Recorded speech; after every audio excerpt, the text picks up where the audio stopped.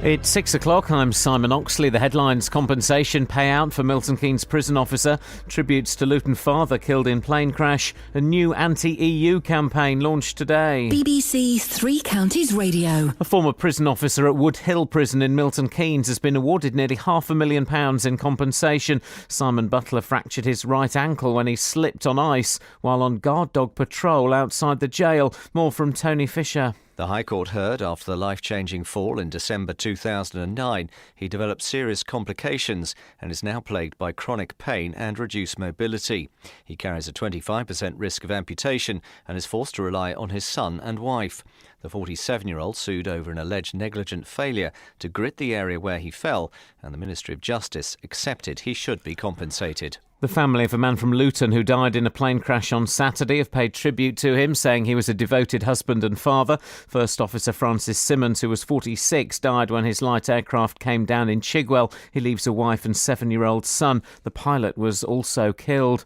A new cross-party campaign to get the UK out of the European Union launches today. Vote Leave is the second Eurosceptic group formed to fight the referendum promised by David Cameron by the end of 2017. More from the BBC's political editor Laura Kunsberg. It has the financial backing, significant financial backing, from donors from across the political spectrum. And Vote Leave's goal is clear: to build a broad and credible campaign that can cross the divides. On the other side, within the next few days, a pro-EU campaign will launch too. The mother of a 20-year-old man who was stabbed to death in High Wycombe is calling for a knife amnesty in the town. Moya Griffiths, whose son Jordan was murdered 6 years ago, believes police amnesty boxes could save lives. The idea was proposed at a Wycombe District Council meeting this week, but was not supported by the council's leader. Health regulators are due to publish figures today which will reveal the scale of the financial problems facing the NHS. Experts predict that the size of deficits between April and June will be larger than in the same months the year before. A huge shipment of aid is being sent from Luton today to help Syrian refugees who've reached 4 Greek islands. Mercy Worldwide Trust has collected more than £300,000 worth of food, clothing and medicines. 8 doctors and 15 volunteers are also making the journey. Organiser Faz Shah says he's been stunned by the response. It's only been made possible by the local businesses in Luton, and we've had religious institutions, faith groups, churches, mosques, temples, all pulling together. We've had huge donations from pharmaceutical companies who've just provided pallets and pallets of more medicine. In sport, Northern Ireland have qualified for next summer's European Championship finals, their first major finals since the 1986 World Cup, following last night's 3-1 win over Greece. And England's Matthew Fitzpatrick leads the British Masters golf at Woburn. The 21-year-old carded a 7-under par 64 yesterday to lead by 1 shot. The weather: early mist and fog clearing to leave a sunny day, a maximum temperature 17 degrees Celsius. And you can get the latest news and sport online at bbc.co.uk/3 counties. Oh, yes, thank you, Simon. Morning, guys. Iain Lee, BBC Three Counties Radio. Boy, have all the journalists that work for newspapers gone on holiday? Because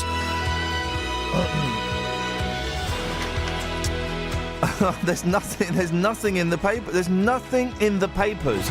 The best story I found in the papers is about a woman that lives with 60 dogs. That's it. That's it. It's going to be one of them days, guys. If you want to give us a call about anything, do you know what I mean? If you just want to have a whinge or... really...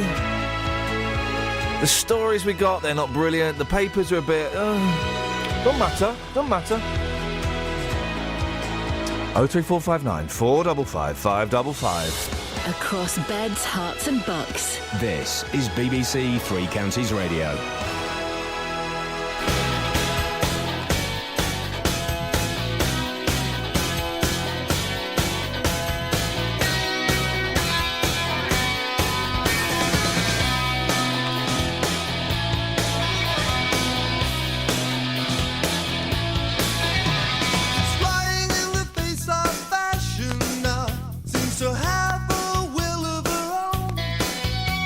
She's flying in the face of fashion.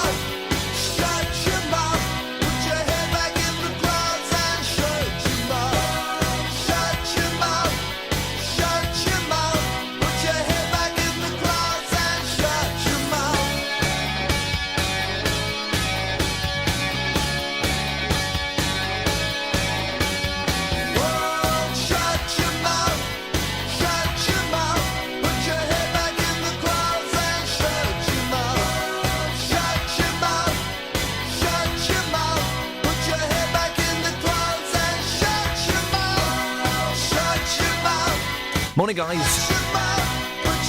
Don't shut your mouth with us. We're the Early Morning Chit Chat Club. Classic bands. No, don't shut your mouth. One thing I beg, please don't shut your mouth. We're the Early Morning Chit Chat Club with Iain and Kath. Hey, don't forget, suckers. That's so rude. Ladies and gentlemen, we're doing a show tomorrow, midday till 2. Oh, yeah. I can fix it. We should do a quiz. We should do... What part of the body would you get a sweetmeat from? Well, I know... Hang on a minute. Where did that come from? Sweetmeats, of course, are... They're not. Yes, they are. No, it's not. Well, they're sour, really, but they're called sweetmeats. No, it's not that. It is that. You might call them that, No, but it's those. no, it's not. Yes, it is. Not according to the radio station I was listening to yesterday. 03459 455. It turns out we are having a chit-chat rolling quiz club. What part of the body do you get sweetmeats from? Because I always thought the sweetmeats were, let's just say, the crown jewels. No. Wowzers, you see? What was It's something you'd miss, but not quite... Well, maybe more than those. Lord Reith was right. We educate, we inform, and we just bang on and on and on about how good we are. Now, a man has been awarded almost £500,000 in compensation after slipping on ice during the course of his work at Wood Hill Prison. Simon Butler was a prison officer on guard dog patrol when he fell, fracturing his right ankle. The High Court heard that complications which developed afterwards mean he now has a 25% chance of becoming an amputee. Catherine, tell us what happened to Simon, please. OK, the court was told that 47-year-old Simon Butler was once an extremely fit man. He used to play football, he used to play cricket, golf. When he wasn't doing that, he was walking or cycling. Now, this all changed in December 2009 when he fell on an ungritted pathway outside his workplace, which happened to be Wood Hill Prison. In this fall, he fractured his right ankle, and that injury developed serious complications, meaning he's now plagued by chronic pain and he's got really reduced mobility, certainly compared to what he had before. Really sedentary now. A veteran with 20 years experience, he'd really enjoyed that career and used to exercise these two lively dogs twice daily, but sadly the High Court heard that the accident has changed his life for the worse. Oh dear. So why did he sue then? Well, because he's had to give up this 20-year career. His wife now has to care for him. The root of the problem is this failure to grit outside the prison. Simon Butler sued his former employers at Wood Hill Prison, the Ministry of Justice, and the MOJ accepted that he should be compensated. However, they denied they were 100% liable for what happened. They argued he should have taken some responsibility for his own safety. Judge Rosalind Coe QC awarded him almost £497,000 against the MOJ. What's life like for him now? Well, difficult and different, I'd imagine. As I mentioned, he now has to rely on his wife, also his son. And the judge said that on top of her own work and caring for her husband, his wife has to get up at 5:30 daily to walk the dogs, prepare the family meals. Both husband and wife were in court as the judge commended their resilience and determination to make the best of the hand that had been dealt to them. The ex-guard and his wife were apparently close to tears as the judge related how he can no longer play cricket with his son, who is a talented sportsman, due to his injuries. And the couple were entirely honest and straightforward, according to the judge, and said, if anything, had sought to minimise the toll of the accident on them. The amputation, there's a chance of that happening? Yeah, at present the court heard that he considers amputation too drastic an option, but he has to live with his 25% risk that it may become necessary in the future. The life-changing, apparently, but for the life-changing accident, he would have hoped to carry on working until retirement age, and obviously he can't do that anymore. And what did the judge say in summing up? That the injuries had a massive impact on the family, adding his quality of life was critically dependent on the ability to walk. He and his son used to play cricket together and go training and would spend time together going to matches, playing cricket or kicking a ball around. None of that's been happening since the accident. Also, there is the door open for further... Your neck? Yeah, no, sorry, there was a little click there. I do apologise. Further court action. Mr Butler, who lives in Peterborough, was granted the right to return to court for further compensation should he need that amputation. Oh, blimey, dear. 03459 455 555. It's 11 minutes past 6. That means it's Niccolo time.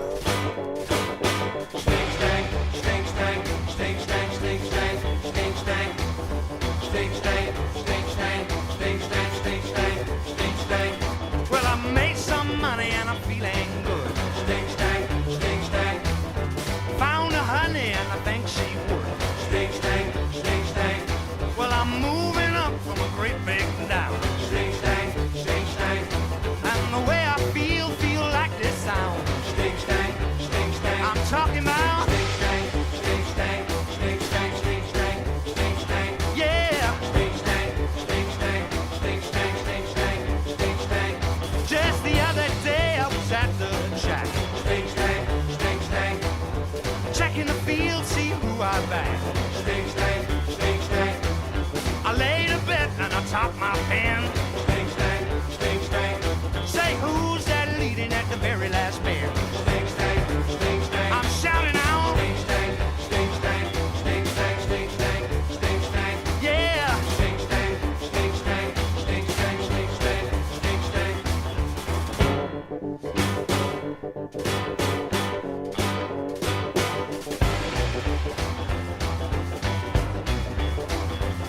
Don't bring me no figures and I don't need sting, sting, sting, sting. Cause I feel better than a stinging bee. Sting, sting, sting, sting.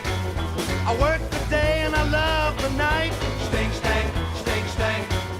Everything's stinging, sting, alright. Sting, sting, sting, sting, sting, sting, sting, sting, sting, sting. Yeah. Sting, sting, sting, sting, sting, sting, sting, sting, sting.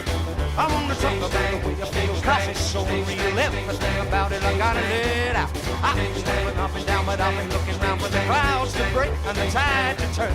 I made some money, I found the honey, and I'm feeling funny for the very first time. I can't take it on the chin, cause the mood I'm in is swinging one this time. Sting, sting, sting, sting, sting, sting, sting, sting, sting.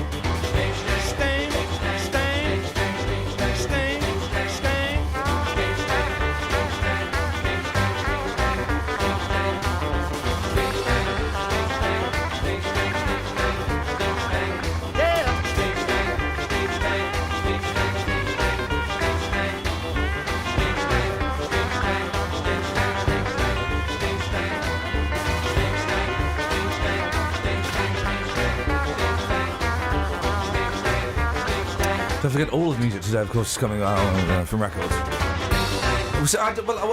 Okay, so what was the answer? The thing about quizzes on the radio, right, is they don't work anymore because we all have, before, in the 80s and the 70s, let's be honest, we were all dumb in the old days. Everyone knows that. You look back at the old days, we were stupid. And if there was a quiz on the radio in the 70s, you'd have to go, oh, I know. Oh, I know that one. I know that one. Jimmy Savile. But now, they've swapped mics, haven't they? Why, of course, they've changed things in here to make it even more complicated. These people. But now there's a question on the. Oh, I'll just check on my phone. Look, I'll just Google it.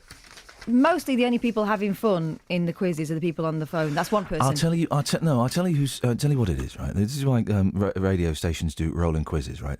Because that means that the 6 people that phone in, they'll get on the radio, they'll have a little bit of fun and a little bit of smug self-satisfaction. And for the people hosting that show, easy content. Travel news for beds, cards and bugs. BBC Three Counties Radio. In Blackthorn on the A41, there are temporary traffic lights in both directions between the Blackthorn Rail Bridge and the Blackstone Farm. That's because of roadworks going on there, so that it could cause some delays later on this morning. And in St Albans, expect queues on the North Orbital Road between the Park Street roundabout and the London Coney roundabout in both directions because of the roadworks there. It's looking quiet so far, but because of that lane close, that could cause some queues when it gets busier. And in Hatfield on the Great North Road, there's also roadworks at the junction for Ballstair Green, so expect some queues there. On the train departure board, so there's no delays showing up so far this morning. Samantha Bruff, BBC Three Counties Radio. Sammy? Yes? Where are my sweetmeats? What's the sweetmeat? Yeah, that's the problem we're all having. Thank you. Sorry, that's the problem we're all having here this morning. 03459 455 555. I tell you what we can do. Listen. Let's see if this is what people want, or if it's. We're going to do a quiz. Okay, we'll do a quiz. And see if people want. Maybe people want a quiz. Question 1: what is sweetmeats? And has Kath got some? And has Kath got any sweetmeats? There we go. Question 1. Maybe I'm wrong. Maybe I'm being. I've only had 4 hours sleep, so maybe that's making me even more lazy. Sneery than previously. I don't know. 03459 455 555 616. It's Friday, the 9th of October. I'm Iain Lee. These are your headlines on BBC Three Counties Radio. A former prison officer at Wood Hill Prison in Milton Keynes has been awarded nearly £500,000 in compensation after slipping on ice outside the jail. The family of a man from Luton who died in a plane crash on Saturday have paid tribute to him, saying he was a devoted husband and father. And the mother of a 20-year-old man who was stabbed to death in High Wycombe is calling for a knife amnesty in the town. Do you like to keep your eye on the weather? Do you like to record the changing seasons where you live? Does the science of weather fascinate you? We have high pressure in charge of the weather. That means lots of sunny spells around. There's something new coming to BBC Three Counties Radio, and we need your help with it. You'll need to have a computer, smartphone, or a tablet and access to the internet. If you're interested in taking part, send your contact details to 3cr@bbc.co.uk.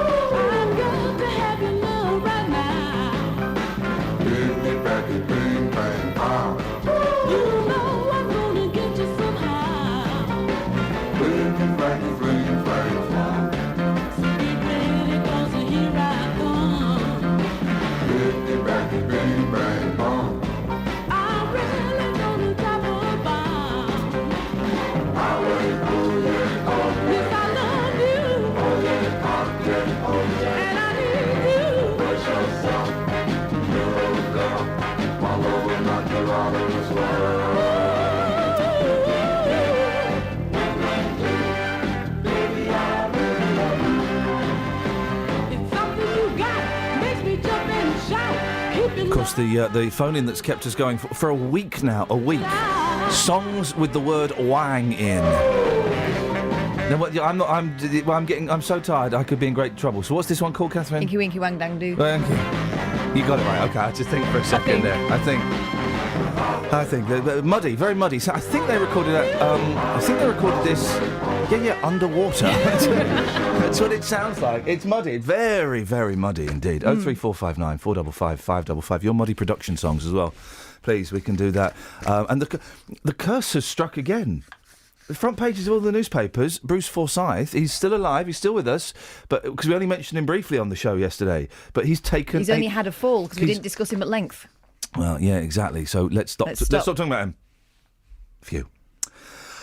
Ah, dear. 81333, start your text 3CR or give us a call 03459 455. Now, the mother of a 20-year-old man who was stabbed to death in High Wycombe is calling for a weapons amnesty. Moya Griffiths, whose son Jordan was murdered 6 years ago, believes that police amnesty boxes could save lives. We talk about this from time to time, don't we, Kath, where the police say, right, we're going to have a 2-month amnesty and have a big kind of...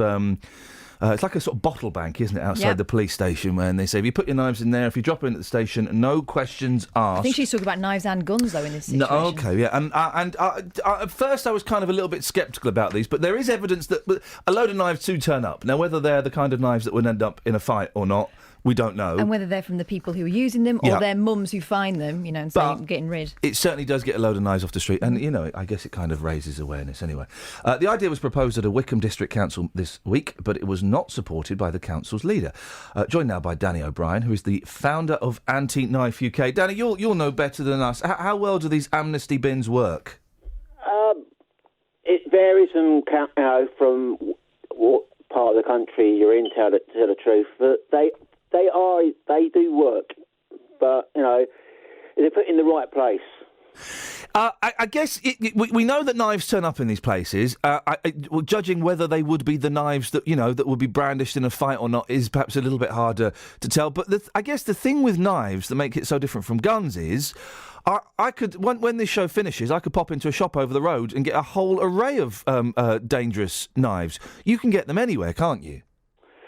That is the biggest, that's a big issue. It's, knives, I'd say to people like, how many knives have you got in your house?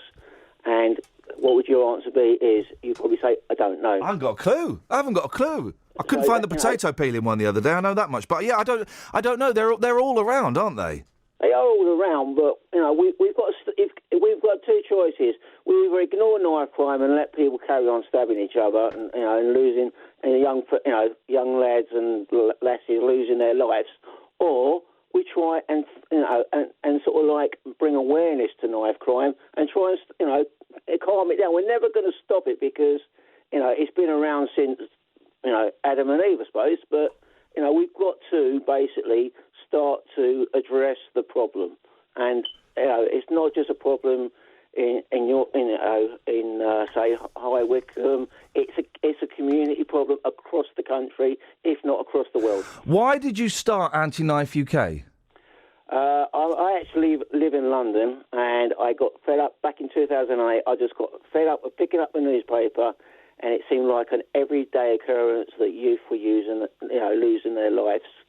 But when I started looking deeper into it, I realised that it's not just the youth of today, it's actually everybody. Every age group is affected, doesn't matter the colour or their age or their sexuality. We've got a problem with people lashing out with a knife.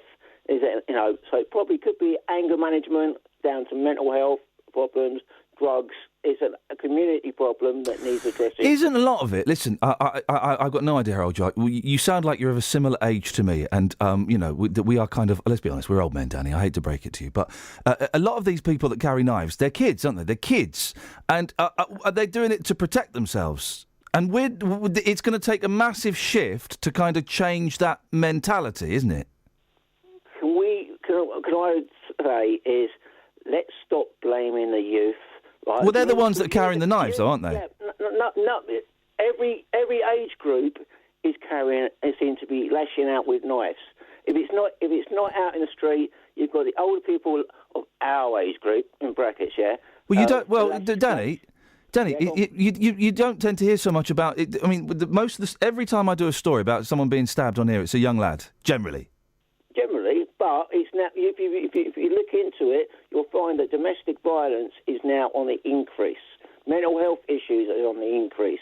We cannot, the youth are to blame to a certain extent, but they're not the total blame. But I'm not blaming them, Danny. I'm not having a go at them. I'm just saying it's a cultural thing that us as men of a certain age, we won't understand why a 16-year-old kid thinks he's got to put a knife in his bag to go to school, or a knife, or get his girlfriend to hold a knife when they go out to a club. No, but I understand where you're coming from, and I used to agree with you, but I disagree now because I see it, on a daily basis through my website and through news links that older generation are now lashing out as well as the younger generation, unfortunately. But it is mainly, I would say, from late 16 to about 24 is the age where you're more likely to be stabbed. Yeah. Well, yeah, and they're carrying knives because they're scared. They're scared. They think it seems to be the thing to have. Back in our days, it was a comb in the back of the pocket, but now it's so easy to get a knife or a sharp instrument like a screwdriver from your local shops or even online. Well, Danny, I wish you the very best of luck with it. As Danny O'Brien is the founder of Anti-Knife UK, 03459 455 555. I think I'm going through a Michael Jackson phase. Oh, no. No, I think I am. What do you mean by that? Enjoying his music. Okay. I think I'm enjoying his music. Can I play? I'm going to play. Oh, no. What's wrong with this? This is a classic. Listen to him. He's warming up there. Yeah. The electric piano. Yeah, he's just turning up to the studio. Yeah. Oh, the man in the mirror. Yeah, gonna do it now. Big time, Michael Jackson style. Coming at you. Feel real good. Gonna make a difference. Gonna make it right. As I turn up the collar on my favorite winter coat, this wind is blowing my mind. I see the kids in the street with not enough to eat. Who am I to be blind, pretending not to see? really they're in need. A sonorous disregard, a broken bottle top, and a one-man soul. They follow each other on the wind, you know, 'cause they got nowhere to go. That's the one I want you to know. I'm starting with the man in the mirror. I'm asking him to change his ways, and no message could have been any clearer. If you wanna make the world a better place, take a look at yourself and then make a change. Na na na na na na na na. I've been a victim of a selfish kind of love. It's time that I realize there was someone no home, not a nickel to love. Could it be really me pretending that they're not alone? Oh, well, oh, deeply scarred, somebody's broken heart and a washed out dream. They follow the pattern of the wind, you see, 'cause they got no place to be. That's why I'm starting with me. I'm starting with the man in the mirror. I'm asking him to change his ways, and no message could have been any clearer. If you wanna make the world a better place, take a look at yourself, then make a change. I'm starting with the man in the mirror. I'm asking him to change his ways, and no message could have been any clearer.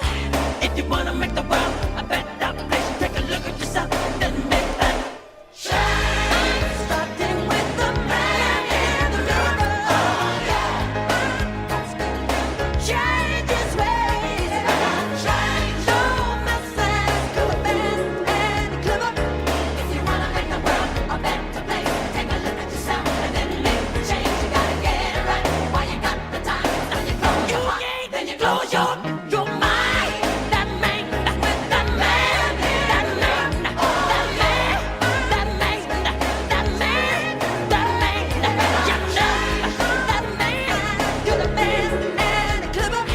If you wanna make the world a better place, you gotta look at yourself and then make that Change.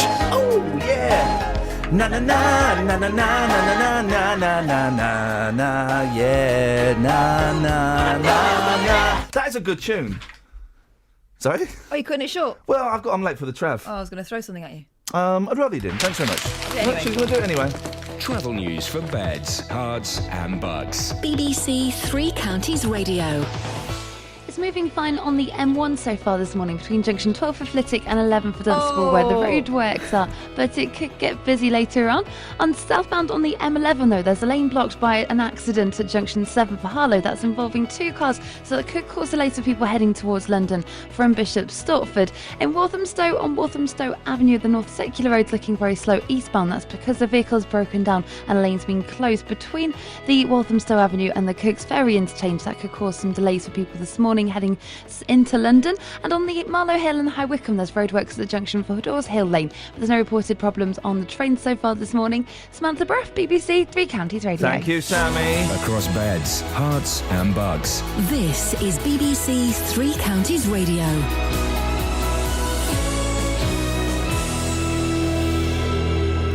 It's 6:30. I'm Simon Oxley. A former prison officer at Woodhill Prison in Milton Keynes has been awarded nearly £500,000 in compensation after slipping on ice outside the jail. Simon Butler broke his ankle and now has a 25% risk of amputation. The family of a man from Luton who died in a plane crash on Saturday have paid tribute to him, saying he was a devoted husband and father. And the mother of a 20-year-old man who was stabbed to death in High Wycombe is calling for a knife amnesty in the town. Three Counties Sport. BBC Three Counties Radio. Northern Ireland have qualified for next summer's European Championship finals, their first major finals since the 1986 World Cup, following last night's 3-1 win over Greece. Watford defender Craig Cathcart was in the Northern Irish team, with MK Dons duo Lee Hodgson and Ben Reeves and Luton's Paddy McCourt among the subs. Here's manager Michael O'Neill. Very happy, ecstatic to be honest, and a sense of relief because we weren't wanting to go to the last game, and but the pleasing thing was the level of performance, to be honest, and you know, we were bodies down tonight and the lads that stepped in were fantastic. The Republic of Ireland will join them if they win in Poland on Sunday. That's after a 1-0 win over world champions Germany in Dublin. But Scotland are out after conceding a last-minute equaliser to draw 2-2 at home to Poland. Tonight, England, who have already qualified, host Estonia, with former MK Dons midfielder Dele Alli set to make his debut. There are no matches tomorrow for Watford, MK Dons or Wycombe because of the internationals. Luton host York in League 2. Stevenage are away to Exeter on Sunday lunchtime. A new Liverpool manager Jurgen Klopp will give his first press conference at 10 o'clock this morning. In golf, England's Matthew Fitzpatrick leads the British Masters at Woburn. The 21-year-old carded a 7 under par 64 to lead by one shot. Woburn-based Ian Poulter had a 68 with Luke Donald a 67. Here's Chris Latcham. Cornflakes, fruit juice and straight to the first tee. Matt Fitzpatrick won't have long to dwell on his first round lead as he's due off at 8:40 this morning. The 21-year-old belied his age yesterday, rolling in 6 birdies and an eagle in a 7 under par 64 in front of 15,000 spectators. Today, though, we'll test how he leads from the front because 4 players are within one shot. One of those is Lee Slattery, fresh from winning in Russia last month, and Scotland's Mark Warren, who'll be looking to impress his playing partner, Europe's Ryder Cup captain Darren Clarke. And practice starts this morning for Sunday's Russian Grand Prix. Hertfordshire's Lewis Hamilton leads the Drivers' Championship by 48 points, with 5 races left this season. BBC Three Counties News and Sport. The next full bulletin is at 7. Smoothly done. Come on, guys, it's harder than it looks.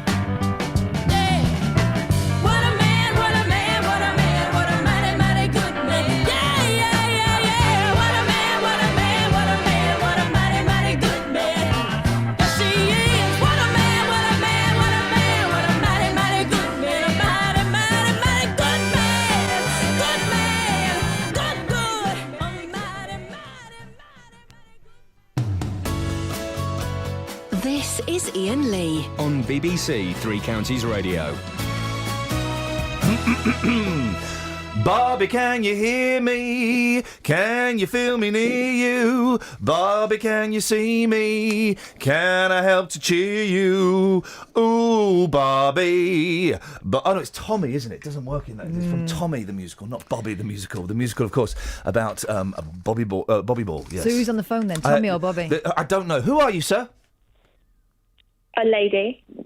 Oh. This is just... Hang on, a Spaniard has just been thrown into the works. This is insane. Lady Bobby. Yes. Intriguing. I called up about sweetmeats. Okay.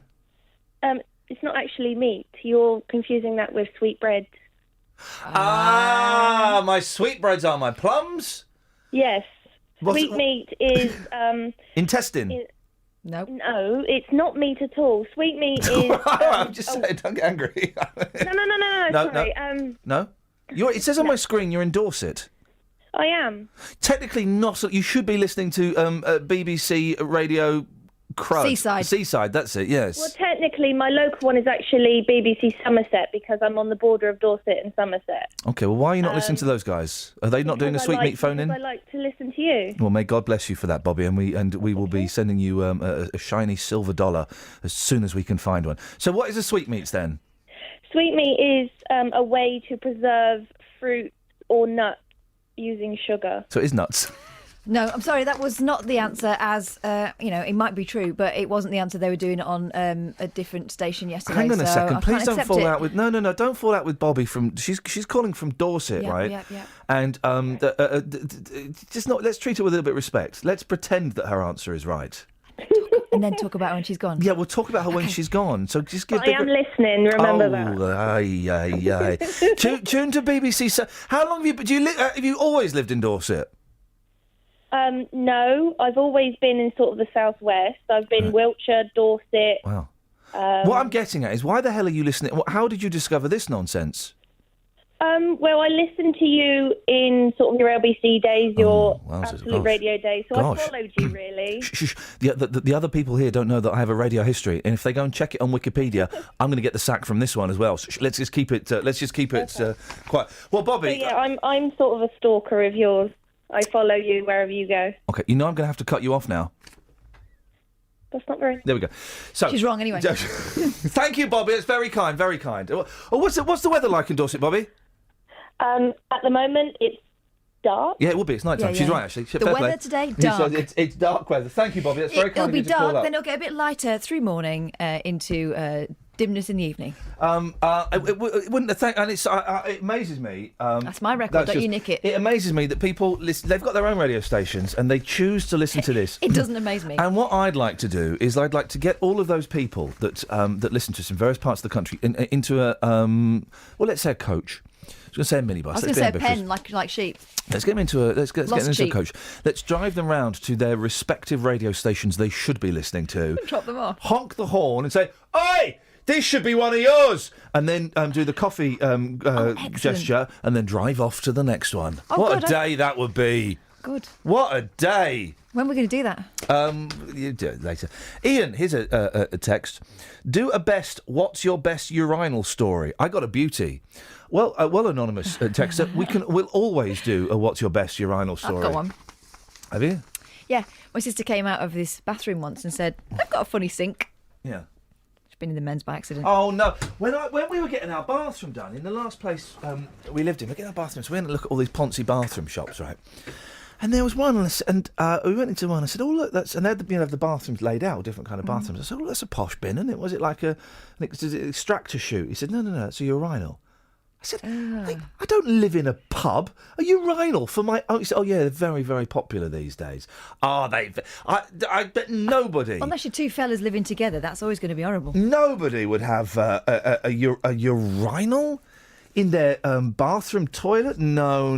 I've seen grand designs. I bet it happens. It's the same as... what do they call bum washers? Bidets. A bidet. They were kind of popular. What's wrong? Just reminded me of my wedding night for a moment. Well, I'm terrified to know where, but... I danced so much, the balls of my feet were burning. Okay, so halfway through the night I got up. The balls of her feet. My new husband's wondering where I am. He went in the He went in the bathroom and I'm sitting on the loo with the seat down. I'm sitting on the loo with my feet in the bidet, just having cold water run over them. They were so hot. There was such a lot of dancing done. Great story, Kath. I think they're more useful for that. I mean, you've got to get the angle right. They still have them in the continent.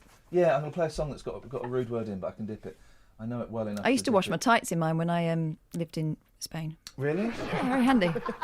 This has got. I'm just going to have to listen to this and focus. Yeah, tight. Hang on. Let's try it again. Here we go. Please, Dr. Hook, don't let me down. Elvis, he's a hero, he's a superstar, and I hear that Paul McCartney drives a Rolls-Royce car, and Dylan sings for millions, and I just sing for free. Oh, everybody's making it big but me. Oh, everybody's making it big but me. Everybody's making it big but me. Everybody's making it. Neil Diamond sings for diamonds. Here's old rhinestone me. Oh, everybody's making it big but me. Well, I hear that Alice Cooper's got a foxy chick to wipe off his snake and keep him rich. And Elton John's got 2 fine ladies, and Dr. John's got 3. And I'm still seeing them same old sleazos that I used to see. Oh, everybody's making it big for me. Everybody's making it. Yeah, everybody's making it big for me. Everybody's making it. Well, I've got charisma and personality. Well, how come everybody's making it big but me?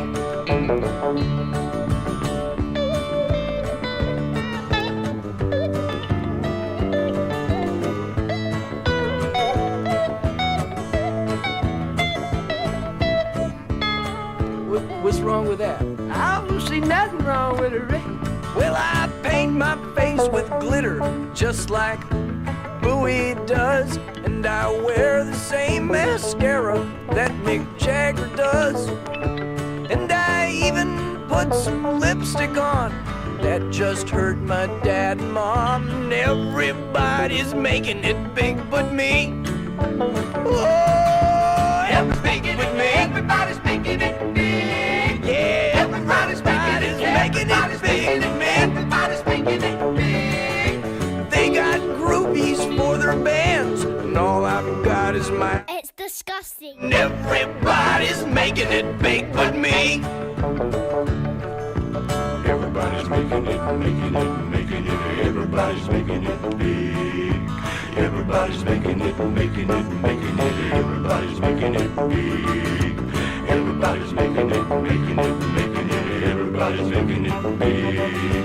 Everybody's making it big but me.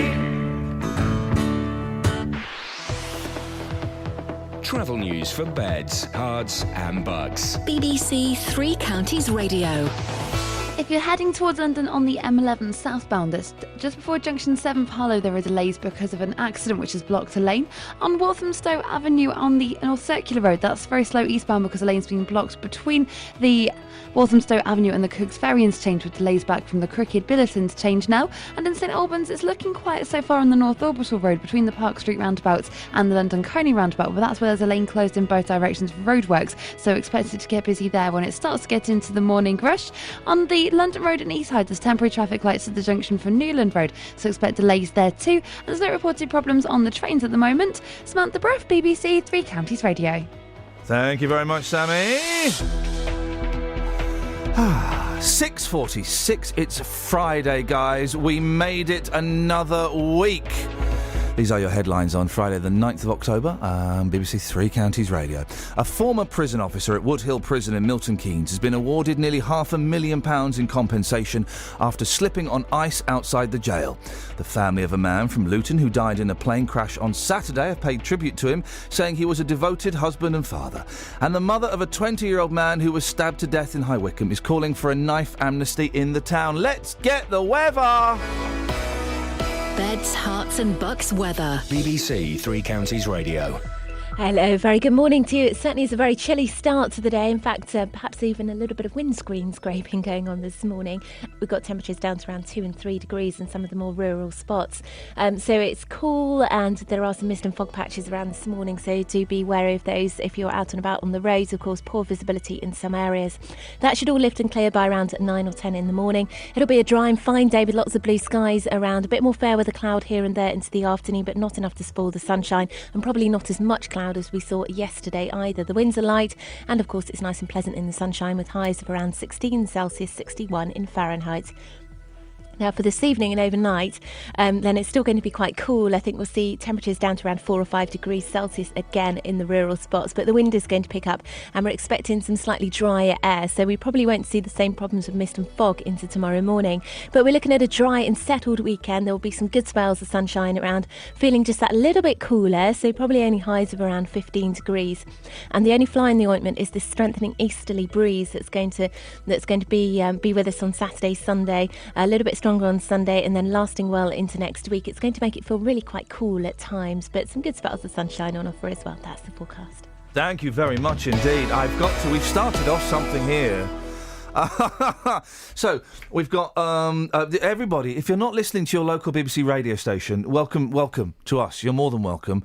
I don't know who this is from. I can't see who these are from on this ridiculous system. I should be listening to BBC Radio Derby, but through the miracle of the iPlayer radio app, I wake up to you every morning instead.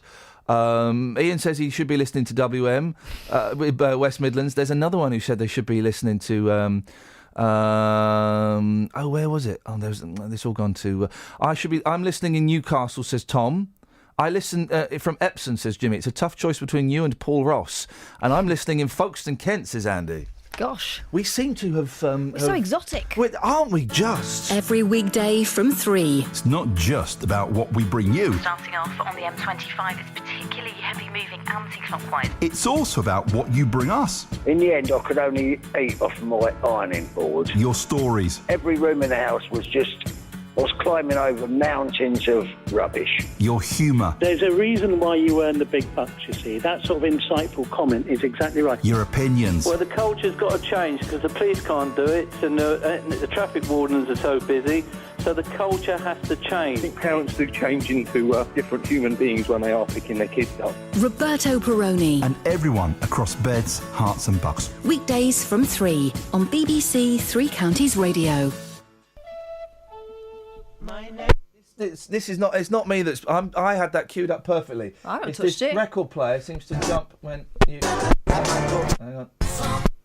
Right. This is what the end of the song is going to sound like. But how do we get there?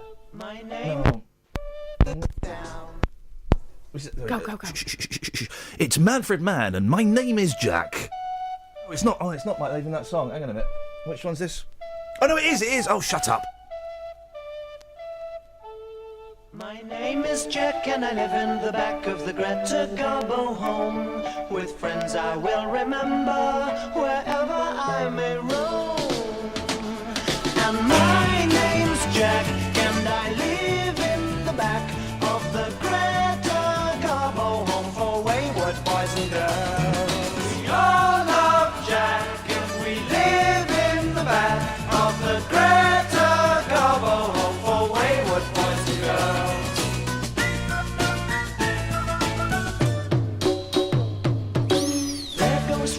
Hands on his head cause he thinks he's heard the bomb. And here comes Super Spade who really puts it on. It's lots of fun and I love to run up and down the stairs. I make as much noise as I want and no one ever cares. And my name's Jack and I live in the back of the Greta Garbo home for wayward boys and girls.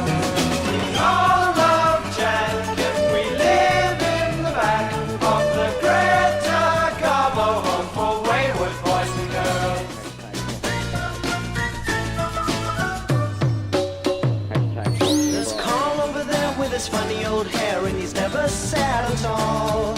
And when I grow up I want to run as fast as my friend Paul. There's the prettiest girl in the whole wide world and her name is Melody Man. And here comes Ma with brother Tom, who is probably my best friend. Hashtag Bottle Fried. Best friend. And my name's Jack, and I live in the back of the Greta Garbo home for wayward boys and girls. All of Jack if we live in the back of the Greta Garbo home for wayward boys and girls. I'd like to water, please.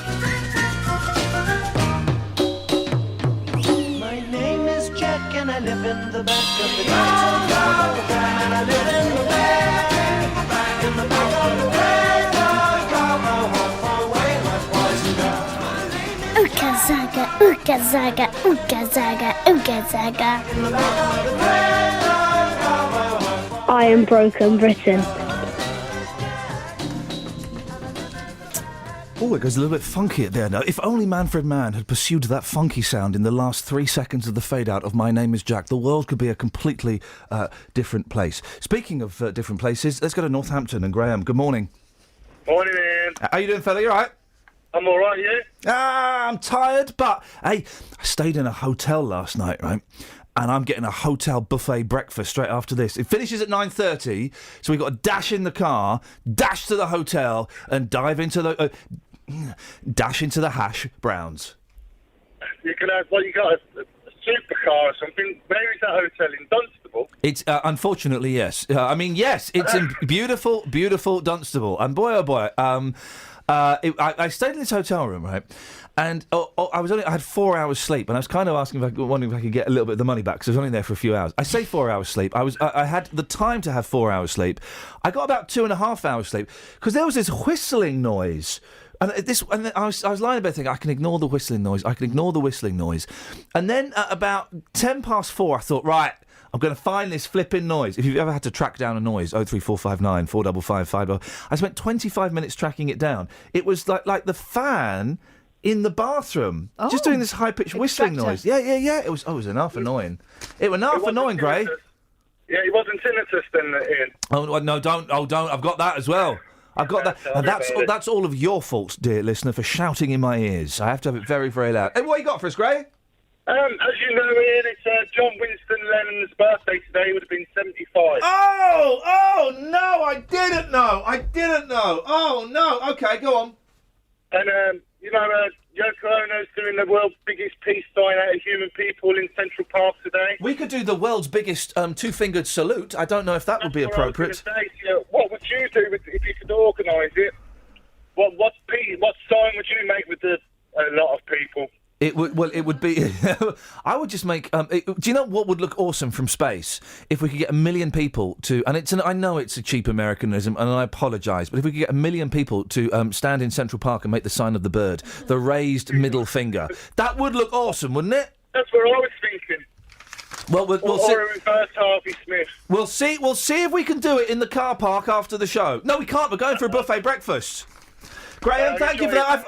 I forgot. J-Dog, it's John Lennon's birthday. I know exactly what I was going to say. I was going to say he would have been 75 years old Wowzers, today. wowzers. Why don't we take this to the streets? Yeah. Why don't we come up with the creme de la creme tribute package to John Lennon? Thank you, Graham, for bringing that to my attention, and slap wrist for me for not being aware of it. Justin, I know you're going to make something that is actually, and we have a lot of fun on this show. We tend to have a lot of fun after the show has gone out on air.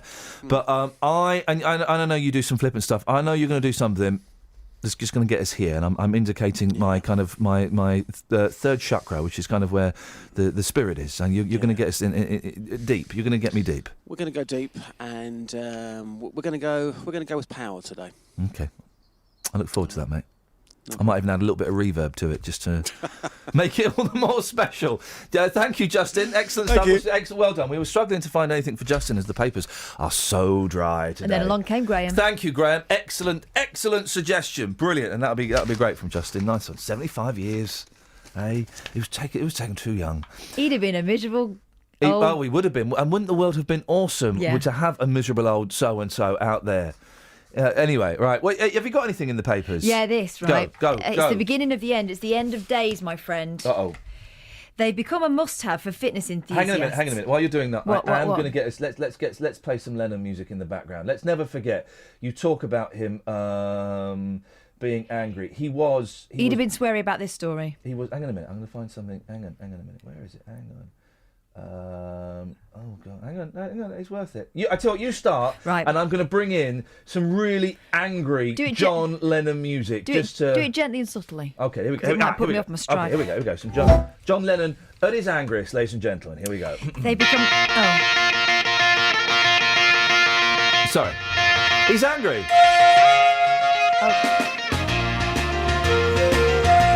Yeah, angry on the panpipes. They've become a must-have for fitness enthusiasts, but tracking bands could soon be given a run for their money by tiny gadgets in our bloodstream. Oh, these are these stupid things when people go, what's your watch? It's not a watch, it measures how many steps I take a day. It will take 10 more in that direction, please, you idiots. So annoying. Technology is evolving so fast we'll soon be able to swallow tracking sensors in the same way that we would a pill, say industry experts. It could spell the end for rubber bands. Spend the air? Could spend the air for rubber bands, which help runners and gym goers to count their steps and chart their calorie intake and boast. As well as monitoring things such as their pulse rate and body temperature, the ingestible sensors could even link to other devices, allowing users to automatically control household gadgets based on their physical state. Right, get this. They're also talking about attaching it to people who are disabled or have dementia. This is the beast. Exactly. Yeah. Just to see where people are. Make sure your kids aren't drinking and driving. Apparently, it will be able to turn off the engine if you were boozed up. I want it to be able to turn off the kids. That's what I want. I want to be able to send those suckers to sleep whenever. Just mute them. 03459 455 555.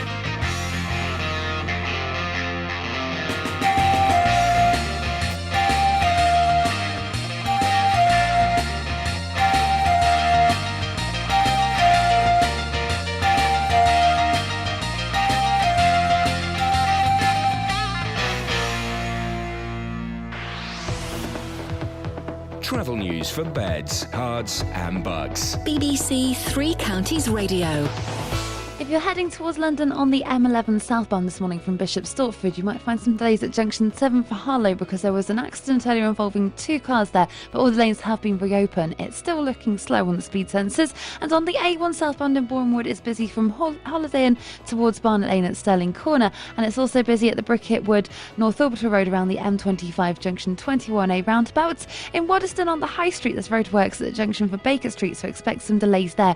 And also in Bedford, it's quiet at the moment, but there's roadworks on Paula Radcliffe Way at Cutthroat Lane, so expect some delays there while the Bedford Western bypass is being built. On the train departure boards, though, there's no problems reported at the moment. Samantha Breath, BBC Three Counties Radio. And to all of you that are going to the Bare Naked Ladies concert in London tonight, I hate you guys.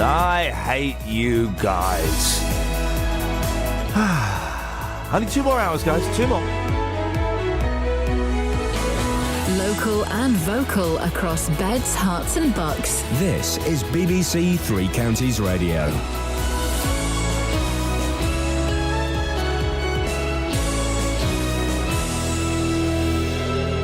It's 7 o'clock. I'm Simon Oxley. The headlines: compensation for former Milton Keynes prison officer, tributes to Luton father killed in plane crash, a new campaign launched to leave the EU. BBC Three Counties Radio. A former prison officer at Woodhill Prison in Milton Keynes has been awarded nearly £500,000 in compensation. Simon Butler fractured his right ankle when he slipped on ice while on guard dog patrol outside the jail. More from Tony Fisher. The High Court heard after the life-changing fall in December 2009, he developed serious complications and is now plagued by chronic pain and reduced mobility. He carries a 25% risk of amputation and is forced to rely on his son and wife. The 47-year-old sued over an alleged negligent failure to grit the area where he fell, and the Ministry of Justice accepted he should be compensated. The family of a man from Luton who died in a plane crash on Saturday have paid tribute to him, saying he was a devoted husband and father. First Officer Francis Simmons, who was 46, died when his light aircraft came down in Chigwell. He leaves a wife and 7-year-old son. The pilot was also killed. A new cross-party campaign to get the UK out of the European Union launches today. Vote Leave is the second Eurosceptic group formed to fight the referendum promised by David Cameron by the end of 2017. More from the BBC's political editor Laura Kunsberg. It has the financial backing, significant financial backing, from donors from across the political spectrum. And Vote Leave's goal is clear: to build a broad and credible campaign that can cross the divides. On the other side, within the next few days, a pro-EU campaign will launch too. The mother of a 20-year-old man who was stabbed to death in High Wycombe is calling for a knife amnesty in the town. Moya Griffiths, whose son Jordan was murdered 6 years ago, believes police amnesty boxes could save lives. The idea was proposed at a Wycombe District Council meeting this week, but was not supported by the council's leader. Health regulators are due to publish figures today which will reveal the scale of the financial problems facing the NHS. Experts predict that the size of deficits between April and June will be larger than in the same months the year before. A huge shipment of aid is being sent from Luton today to help Syrian refugees who've reached 4 Greek islands. Mercy Worldwide Trust has collected more than £300,000 worth of food, clothing and medicines. 8 doctors and 15 volunteers are also making the journey. Organiser Faz Shah says he can't thank the public enough. We rang friends up and our contacts in the community and our business friends, our network throughout the UK, but mainly in Bedfordshire, they simply went out, went to the cash and carries, went to Tesco's and bought cases and cases of baby food. And it's just been amazing. In sport, Northern Ireland have qualified for next summer's European Championship finals, their first major finals since the 1986 World Cup, following last night's 3-1 win over Greece. And England's Matthew Fitzpatrick leads the British Masters golf at Woburn. The 21-year-old carded a 7-under par 64 yesterday to lead by 1 shot. The weather: early mist and fog clearing to leave a sunny day, a maximum temperature 17 degrees Celsius. And you can get the latest news and sport online at bbc.co.uk/3 counties.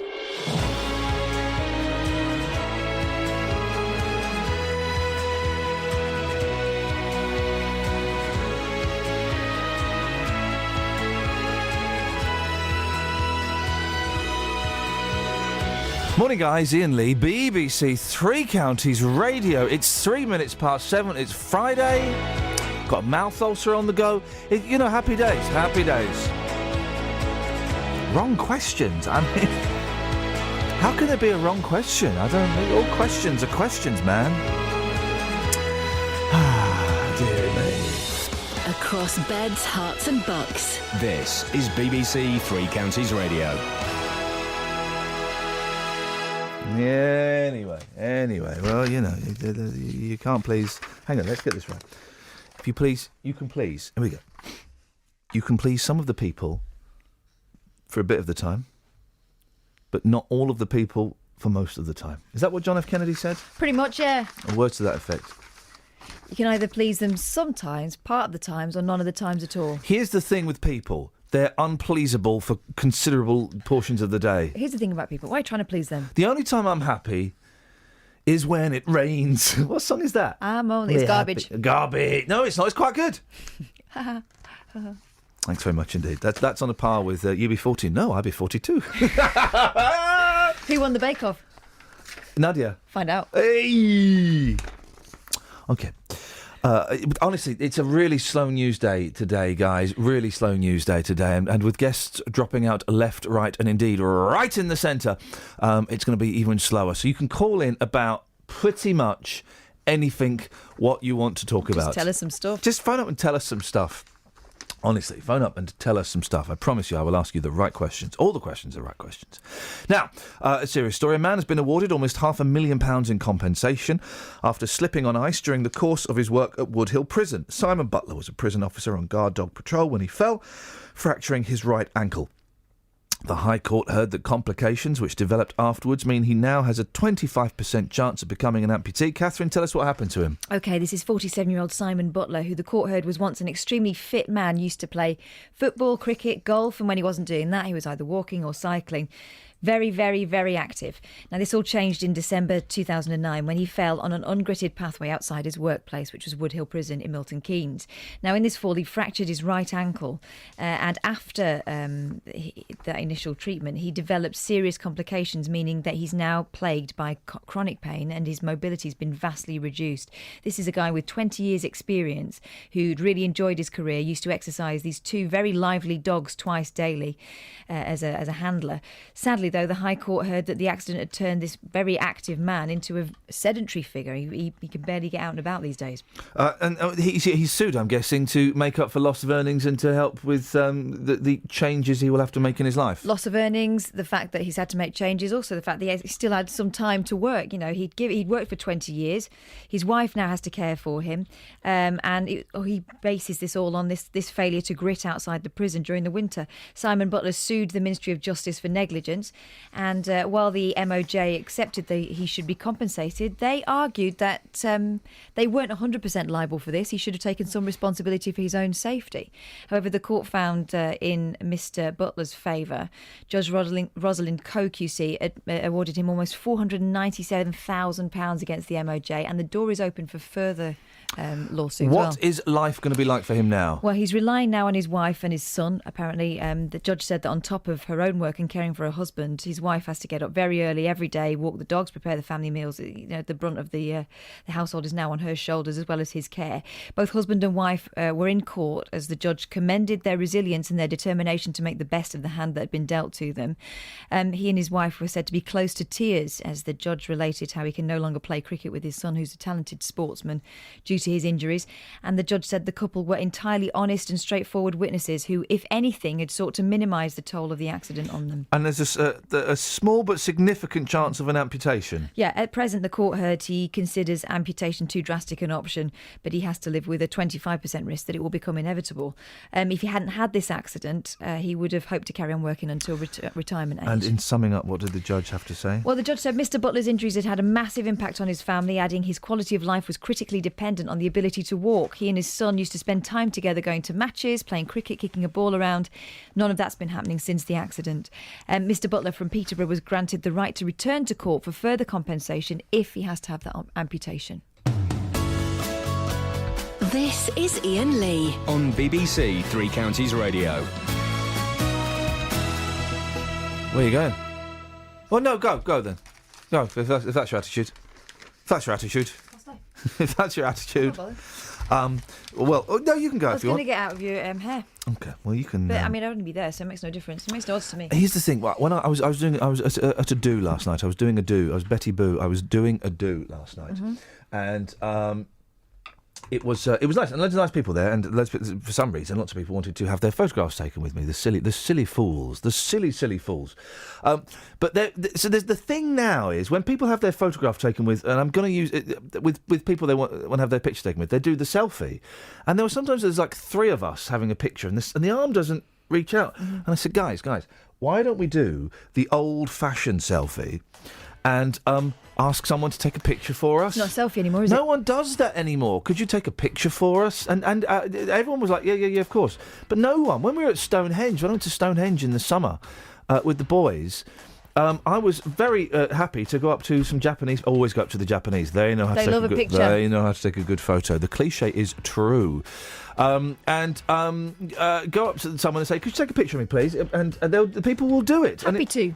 Very, very happy to. And then you've got a good chance that you might all get in it. The thing is, though, of course, that sometimes those people, they don't know how to use smartphones, the clever phone technology, and they take absolutely rubbish photos, and you've got to go, oh yeah, nice one, until they walk away, then you get someone else to do it. That's the thing, right? Checking someone else's picture that they've taken of you on your phone is a bit like holding a tenner up to the light. Yeah. It feels a bit cheeky, but you do have to check before they go. Yeah. And I wish I'd checked when my boy and I met Mickey Dolenz of the Monkees, because those pictures suck.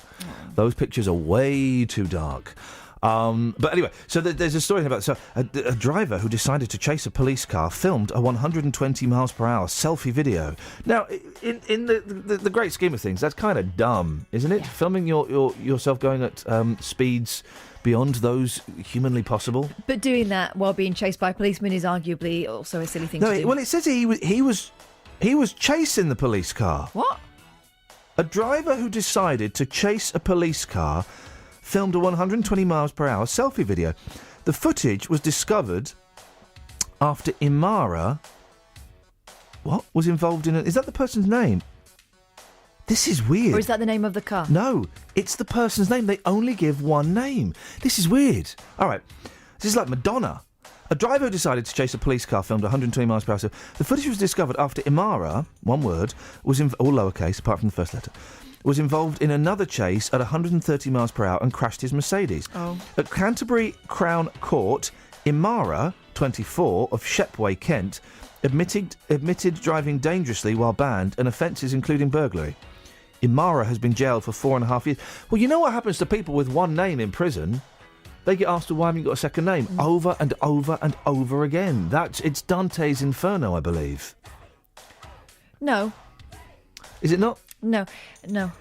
Is it level 42? That's Dante's Inferno. Level 42? Yeah, that's not... Oh! Did you not know? You don't know where they got the name from? Is that from Dante's Inferno? Yeah, that's no, right. it's not. Yes, it is, mate. I thought they weren't levels, they're concentric circles. Well, it might not be Dante's Inferno, but it's someone's Guys, it's... Jimmy Durante. We're back. Jimmy Durante is coming to town. Guys, we are doing the rolling quiz today. Where are your sweetmeats? And have I got any? No, we are doing that.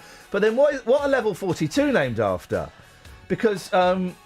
Excellently slapped bass. Why did you mention Jimmy Durante? Because you said Dante. I hear I got a lot of rock fans in Europe, and I know rock fans in Europe would like Jimmy Durante's coming to town. Yeah, of course we would. We're in Europe. It's been sort of reflected upon the fact is that I always wanted to be as great as George Burns and Walter Matthau now. Come on, and some wild man. Comedians because they couldn't make it as a rock. Just sing us Jimmy Durante. He needs to cough. It's called Jimmy Durante's Coming to Town because I might be really as good as Jimmy Durante. You're not. Jimmy Durante is coming to town, coming to town, coming to town. Jimmy Durante is coming to town. Thank you, Wildman Fish. Wildman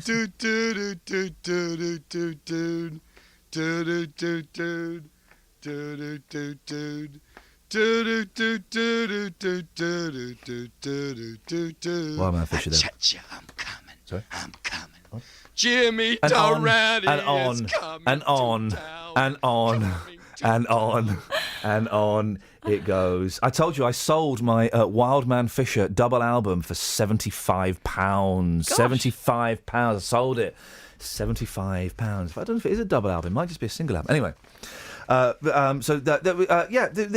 would you film yourself? It's like here's the thing as well, right? To show off, I guess he was showing off. But where's the showing? Just don't break the law, guys. Why do we have to break the law? Why does anybody have to break the law? Why can't we all just, we were born to love one another. Why can't we all just get on with each other? People get their thrills in other ways. Don't they just? They get their kicks from doing naughty things. 03459 455 555. So, what have we got for the listener to contribute on a day when all of the stories in the newspaper are cack, and the stories we got for the show, the guests are dropping out willy-nilly? What have we got that the listener can contribute to, Catherine? Well, they can... Sweetmeats? Sweetmeats. Where are they, and have I got any? And level 42, I'm sure it's Dante. Travel news for beds, cards and bugs. BBC Three Counties Radio. On the M1, there's reports of an accident southbound at junction 13 for Bedford, and that's because the entry slip road there has been partially blocked, starting to cause some queues. On the M25 anti-clockwise, it's very slow between junction 16 for the M40 and 15 for the M4. And in Cheshunt on the A10, it's very slow southbound approaching College Road, and that's we've had reports that the traffic lights there aren't working towards the M25, so that could cause some delays. On the A1 southbound, there are queues from the Holiday Inn towards the Stirling Corner as well. And on the train departure boards, there's no reported problems at the moment. Samantha Bruff, BBC Three Counties Radio. Sammy, thank you very much indeed.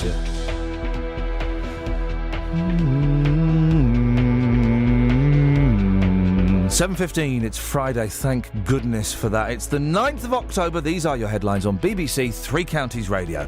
A former prison officer at Woodhill Prison in Milton Keynes has been awarded nearly £500,000 in compensation after slipping on ice outside the jail. The family of a man from Luton who died in a plane crash on Saturday have paid tribute to him, saying he was a devoted husband and father. And the mother of a 20-year-old man who was stabbed to death in High Wycombe is calling for a knife amnesty in the town. Sit back and relax. I want to tell you a story. Next Friday, our short story season launches here on BBC Three Counties Radio. The sunlight suddenly shone too brightly. A season dedicated to great stories written by you Veins rippled innocently on the turquoise floor of the pool. and brought to life by us. The sultry afternoon air suffocated us in its heavy blanket. Short Story season starts next Friday with Nick Coffer here on BBC Three Counties Radio. As the gentle breeze of the blouse blew through the air, my tousled hair became entwined in my eye. I brushed it to one side and I glanced, and the beauty that beheld my gaze was magnificent, and it touched me deep in my soul. Thank you very much indeed, ladies and gentlemen. Short stories. It's a dying art. The art of the short story, it's a dying art. Dying art. In the 40s, 50s and 60s, short stories were, because you would get things like Reader's Digest magazine. Yeah. And like true detective stories and stuff. And this is how writers, like people like Kurt Vonnegut and, Mark Twain, years before, this is how they would earn their living, is by writing short stories. Dickens was, all his stories were serials, weren't they? They're kind of newspaper article type Yeah, things, yeah, yeah. And the short story is a dying art, dear listener. So I'm going to be asking. I won't actually be able to listen to it myself. I'll be busy, but I'm going to be asking people what they thought of it. I love the power of the long story. If I'm ever trying to keep the kids, send them to sleep through boredom, Yeah. I've got this story. Go Once on. upon a time, Yeah. there was a little girl, Yeah. and she said to her mummy, "Tell me a story." And her mummy said, Oh no. "Okay." Once upon a time. Oh no, you sound like my granddad. That's the kind of thing like, you remind me of a man. What man? Do you know this? Yeah. What man? The man with the power. What power? The power of voodoo. Hoodoo. You do. What? Remind me of a man. What man? I mean, we literally hours. And boy oh boy, how much I would pay to have another round of that with my grandfather. My granddad's one was, I wish I was a mockingbird. Oh. I'd mock and mock and mock. And mock and mock and mock and mock and mock and mock and mock. And mock. That's quite enough of that. I think we get the idea. 03459 455 555 is the telephone number. If you want to give us a call, 81333. Start your text 3CR, or you can email as well, ian.lee@bbc.co.uk. Now, the mum of a 20-year-old man who was stabbed to death in High Wycombe is calling for a knife amnesty. Moya Griffiths, whose son Jordan was murdered 6 years ago, believes that police amnesty boxes could save lives. The idea was proposed at a Wycombe District Council meeting this week, but it was not supported by the council's leader. Moya joins me now. Morning, Moya. Good morning. Thank Good you very morning, much Ian. for coming on at 20 past 7 is not quite as ridiculous as perhaps it could be. Tell me about No, not at Jordan. all. Tell me about Jordan. What was he like? Jordan, a peacemaker. A peacemaker. He was always the one, if there was any hassle or whatever, he would be the one that would calm the situation down. He was fun, very loving, very loyal to his friends. He was just a normal 20-year-old boy with everything to live for. He was in college. He was doing media course. At the time, he was actually, believe it or not, thinking of joining the police force. We'd got 3/4 of the way through filling his forms out. So, yes, he was just a very, very articulate, clever young man. And listen, if I ask anything you don't want to answer, Moya, you tell me to jog on. I won't be offended at all. But would you mind telling me what happened 6 years ago? Yes, by all means. I mean, he was not the intended victim. He was in a property which was a squat. He did have friends there. He was living at home with me. It was early evening when he left. I hadn't actually arrived home from work at that time. And subsequently, he'd gone down to deliver some clothing for a friend. And that was the last, I hadn't seen him since 7 o'clock that morning. 3 attackers.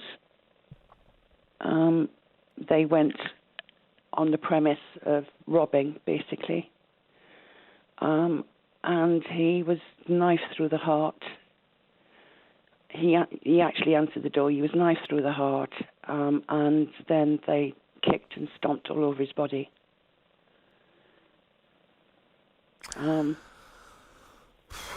Blimey. How did you find out about it, Moya? Unfortunately, Thames Valley Police, they had a mix-up. They said they couldn't get hold of me, which I find rather absurd, but I wasn't told until 3:10 in the morning. But I knew from about 8:30 in the evening, I just had this awful premonition there was something terribly, terribly wrong. I had this feeling I couldn't get hold of him. I'd left him voicemails. I'd left so many text messages.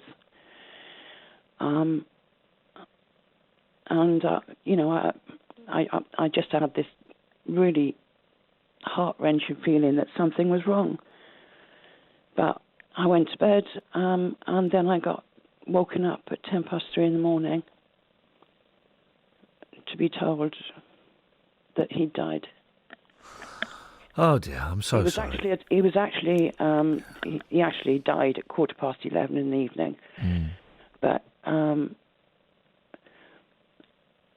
he wasn't registered as having died until 11:45 p.m. So, knife crime is particularly important to me. Well, the next question on my screen is, why is this campaign so important? But I don't need to ask that question, because you've kind of, you've summed it up. You've told your story so powerfully, Moya. I can tell why it's so important to you. This campaign obviously means a heck of a lot to you. It's not. It's not just the fact that I've lost Jordan to such an horrific crime. It's the fact that so many others are following in his footsteps, and more has to be done to prevent this. I mean, we're on a roller coaster here. The figures speak for themselves. It's on the increase month by month by month. Now, other forces have taken the initiative and are listening to reason from the public outcry that something has to be done. In this instance, I was mortified that the knife amnesty was turned down by Wycombe District Council. We've talked about knife amnesties on here before, and they always seem to have... whether it reduces knife crime, I don't know. I've not looked at the stats, but it certainly raises awareness, which can only be a good thing, and certainly a load of knives do end up in those big kind of plastic or those big containers that they have outside the police station or get handed in at the police desk. So we know that there is an impact. So it must have been a surprise when Wycombe District Council decided not to go for it. Well, yes, of course. I mean, particularly in relation... their premise, if I can say, is the fact that it would cast a bad light on High Wycombe. Gosh, the really? environment. Wow. This is what I believe. Okay. They want it. They want the public to think or believe that this is a safe environment to live in and socialise in and work in. It would be very, very bad publicity from a social media point of view if that were not the case. We asked Wycombe District Council to come on. Councillors don't like coming on this show because I kind of ask them direct questions, and they prefer it if I let them read their press statement. So Katrina Wood from Wycombe District Council declined to come on, but they sent a statement.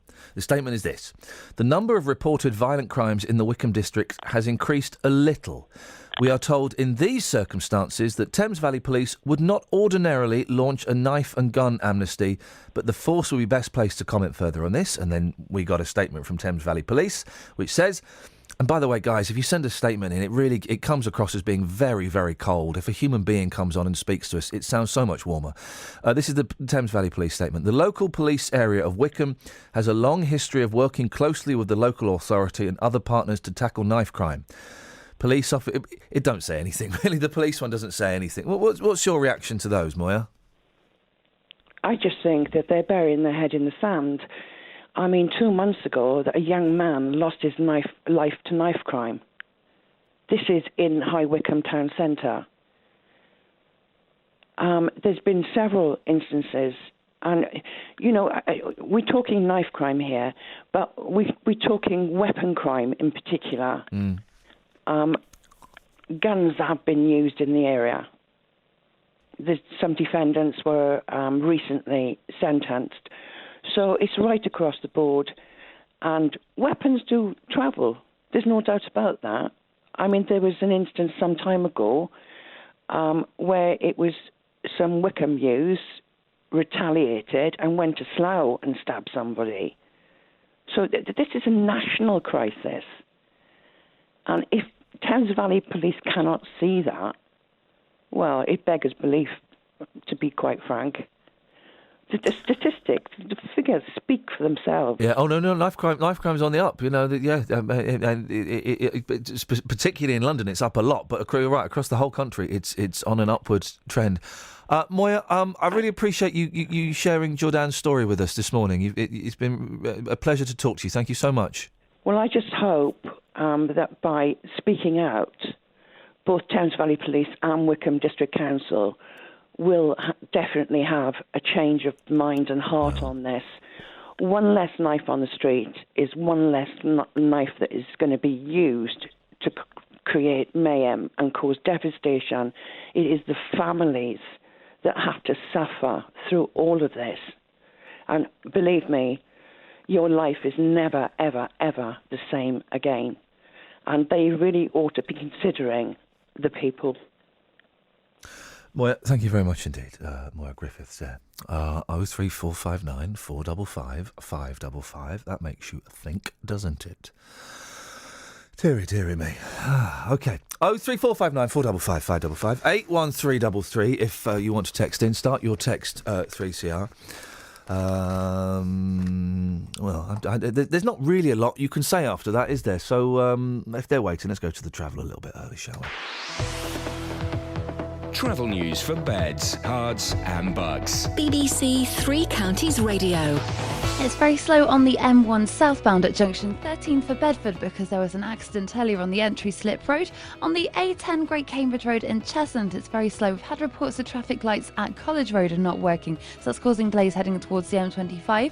On the M25, it's busy anti-clockwise between junction 17 for Maple Cross and 16 for the M40. And it's also slow on the Bricketwood North Orbital Road junction roundabout for the M25 at the junction 21A roundabout. On the train departure boards, there are no reported problems at the moment. Samantha Bruff, BBC Three Counties Radio. Sammy, thank you very much indeed. So, what have we got so far? What the hell are sweetmeats? It's John Lennon's 75th birthday. There are some people that don't like the old codger. I know there are some people. I mean, a lot of his solo albums. Let's be honest, they're kind of stinky. There's a load of good stuff out there, but they're patchy at best. The Imagine album's good, apart from the song Imagine. What's the one where he sat under a tree? That's good. But then you got Sometime in New York City, and you've got the Awful Rock and Roll, and Double Fantasy. Hey, Double Fantasy, flippin' it. 03459 455 555. Across beds, hearts and bugs. This is BBC Three Counties Radio.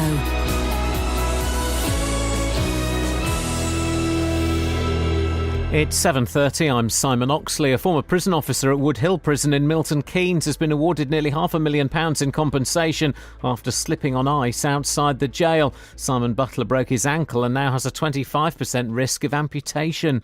The mother of a 20-year-old man who was stabbed to death in High Wycombe is calling for a knife amnesty in the town, and a new cross-party campaign to get the UK out of the European Union is being launched today. Vote Leave includes the Conservative MP for Wycombe, Steve Baker, and the Labour MP for Luton North, Kelvin Hopkins. Three Counties Sport. BBC Three Counties Radio. Northern Ireland have qualified for next summer's European Championship finals, their first major finals since the 1986 World Cup, following last night's 3-1 win over Greece. Watford defender Craig Cathcart was in the Northern Irish team, with MK Dons duo Lee Hodgson and Ben Reeves and Luton's Paddy McCourt among the subs. Here's manager Michael O'Neill. Very happy, ecstatic to be honest, and a sense of relief because we weren't wanting to go to the last game, and but the pleasing thing was the level of performance, to be honest, and you know, we were bodies down tonight and the lads that stepped in were fantastic. The Republic of Ireland will join them if they win in Poland on Sunday. That's after a 1-0 win over world champions Germany in Dublin. But Scotland are out after conceding a last-minute equaliser to draw 2-2 at home to Poland. Tonight, England, who have already qualified, host Estonia, with former MK Dons midfielder Dele Alli set to make his debut. There are no matches tomorrow for Watford, MK Dons or Wycombe. Wycombe because of the internationals. Luton host York in League 2 with Stevenage away to Exeter on Sunday lunchtime. A new Liverpool manager, Jurgen Klopp, will give his first press conference at Anfield at 10 o'clock this morning. In golf, England's Matthew Fitzpatrick leads the British Masters at Woburn. The 21-year-old carded a 7-under par 64 yesterday to lead by one shot. Woburn-based Ian Poulter had a 68, Luke Donald a 67. Here's Chris Latcham. Matt Fitzpatrick won't have long to dwell on his first-round lead as he's due off at 8:40 this morning.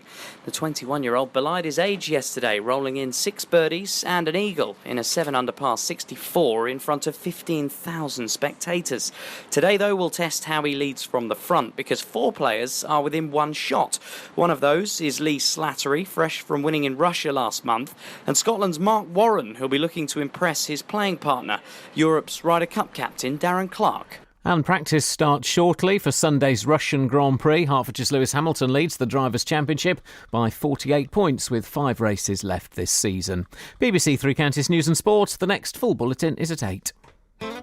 There's a word for that, but I don't seem to know it. Sometimes I grow a mustache just so I don't have to show it. The word for that someone somewhere chose for that little dented skin between my upper lip and nose.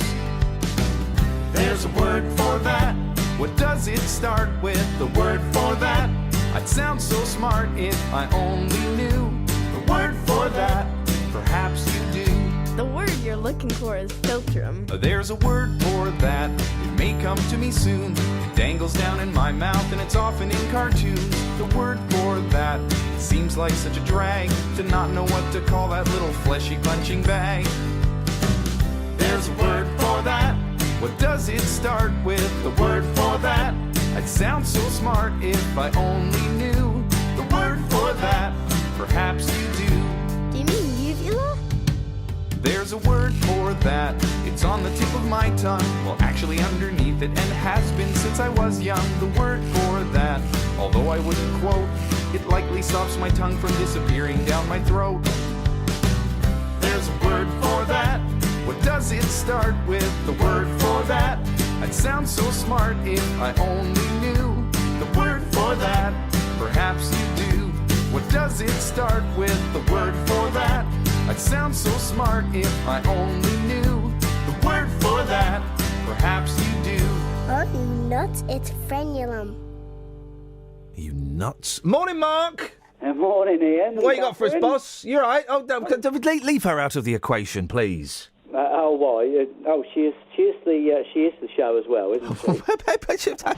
I beg your pudding. She's the what? Well, in that case, you can talk to her. Bye-bye. It's been said before that I've made a show of myself. Morning, Mark. Good morning, Catherine. Hiya. What did you... Oh, he's not talking to you now. It's one or the other. To both of you. Who do you love more, Mummy or Daddy? Mummy and Daddy.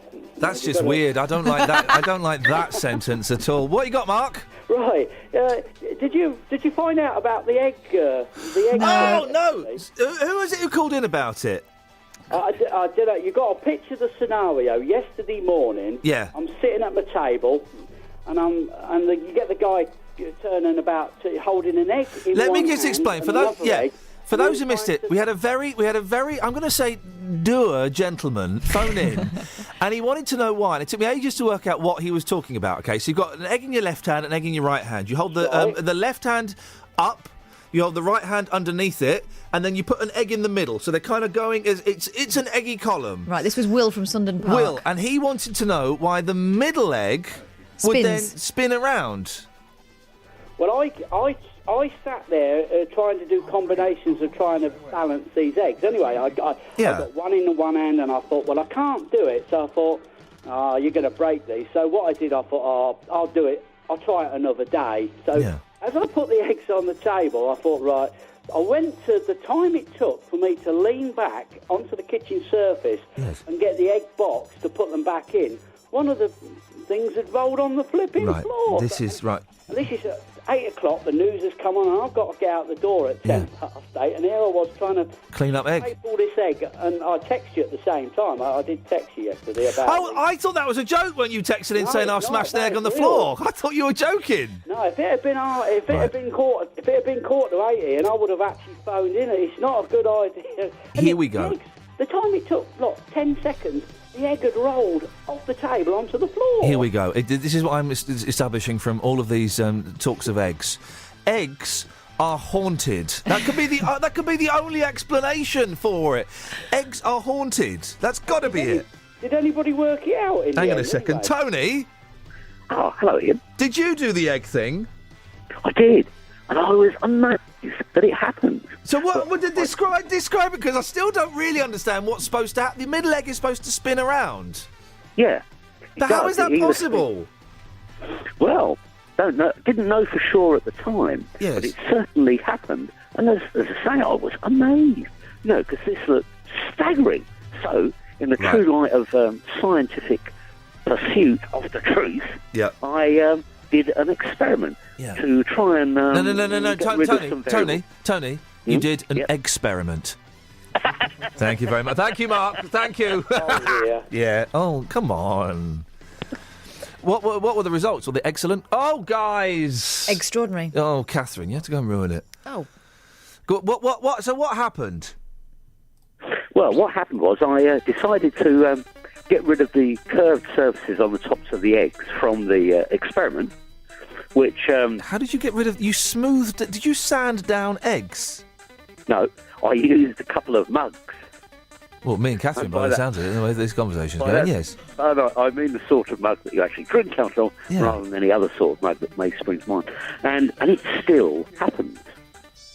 But it only happens if you move one of the mugs so that the axis going exactly through the egg from the top of the bottom becomes slightly misplaced from the absolute vertical, and then the movable bit inside the egg, which gives it that peculiarity which you spoke of yesterday, adopts then a position such that if it's slightly off axis, come back at school. The yolk will move. Tony, can I ask you a personal question? Oh yes, certainly. Do you like cocks? Which sort of cock? Brian Cox, because you're explaining it in the style of Brian Cox, the cosmetologist. Yeah. Oh, he's brilliant. But you're explaining it in that style. You got that passion for eggs that he's got, for space. Well, I have a passion for the pursuit of the truth. The pursuit of the truth will result in the human race. Tony's gone nuts. Yeah.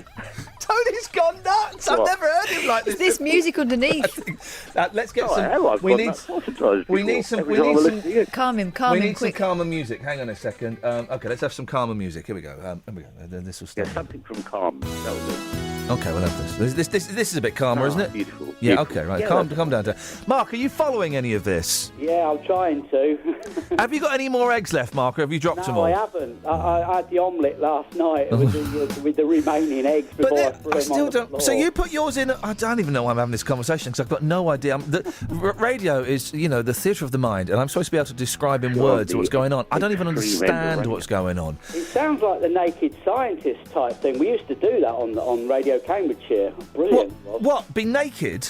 No. You know the Naked Scientist? No, I don't know. I don't. Anybody that calls themselves naked and isn't naked, I'm not interested in. Fraud. The naked chef. The naked scientist, the barefoot doctor, although he was barefoot actually, and he was a bit of a plum. Okay. I'm a near naked scientist. All right, I'm going to cut you both off now, gentlemen. Okay. Bye-bye. Aren't they funny though? What, Mark and Tony? Yeah. They should take that to Edinburgh. Don't take it here. I still don't understand what the eggs are supposed to do. Spin. But Tony had his in mugs. So that means it's supernatural force. That means egg is either haunted or has its own gravitational force. Egg is haunted. Egg is haunted. 03459 455 555. Guys, I'm going to put it out there because I've got a feeling we might get. If we get one call on this, it's worth it. Hang on. If you've ever had haunted food, call me now. I bet that someone's got a can of peas pudding in their nan's larder or something. That's when Nana died. That peas pudding just kept rolling around all over the place, or a ghostly sausage. Someone out there. Ollie, the fishing correspondent, says, I know what I'm doing tonight. Eggs, beer, and the pursuit of truth. 03459 455 555. So Radio 4, I was in the car for a bit yesterday. It was National Poetry Day. Oh. How did we miss that one? On purpose. Yeah, I mean, this is the thing, guys. My friend Simon, who is sat out there with you, you should say hello to him because he's All right, Simon. should have introduced you earlier. We were driving along and we were talking about what we think is good about radio and what we think is bad about radio. And I said, one of the worst things I hate, poetry on the radio is awful. And old biddies phone up and they say, I've written a poem for you. No, poetry on the radio is awful. And then literally seconds after it, the announcer on Radio 4 went, and it's National Poetry Day on BBC Radio 4, and now with a 24-hour live broadcast, it's Andrew Marr with 24 hours of live poetry. And I swear to God, right, Andrew Marr was doing a live poetry show, 30 minutes every other half an hour.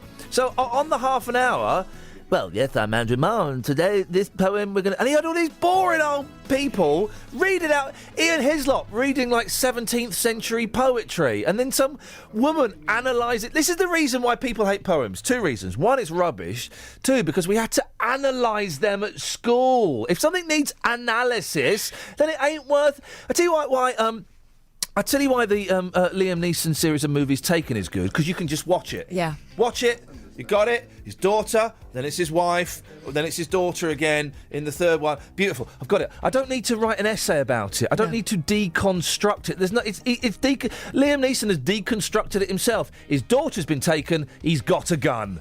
That's it. Poetry, you've got, like, every syllable. You've got to break it down to every flipping syllable and analyse it. What's the point of that? And then the sound of the words. And the sound it the makes. similes, the homilies. Homilies, are they things? Homilies. Hominies. Homonyms. The homonyms. There's a word I never thought I would say, and I almost didn't. Although I had to resist joining in with a poetry phone-in on the way back from Birmingham, though, because there was one woman, and she was very compelling. I couldn't stop listening to her. And she opened up with, it's National Poetry Day. And one of my friends has come in from the office, apparently. She sounded like one of those actresses. She had one of those voices. Yeah. Thanks, Trish. Thank you very much. And she said, I thought we'd have a bit of fun with this morning. Oh, anyone who says, I know, guys, we had a woman who worked on the show for one day about a year ago, and we were we were doing our show, you know, as we do. And she came in during the news and went, okay, guys, how about we have a little bit of fun with this? Out. What do you think we're doing? This is fun, guys. So this actressy person said, okay, we're going to have a bit of fun with this. I'm going to throw open the phone lines and I'm going to start off a poem, and I'm hoping that you at home will help us finish it. There was a young lady named Trish. See, all I could think of was fish. Who emptied her bowels in a dish. That's how I would have done it. He went something like, there was a young lady, and then someone straight in there who I suspect might have been upstairs in the office because he was too quick on the draw. Yeah. Who went off to bed with a wish. Oh. Hang on. There was a young lady called Trish who went to bed with a wish. Doesn't even scam. I mean, it's got to go to fish, hasn't it? Or well, no. That weren't done. There was a young lady called Trish who went to bed with a bish. A wish. Oh, a bish. A wish. She dreamt of a bone. No, hang on. No, hang on. But I know the tune to those songs. I don't know the words. And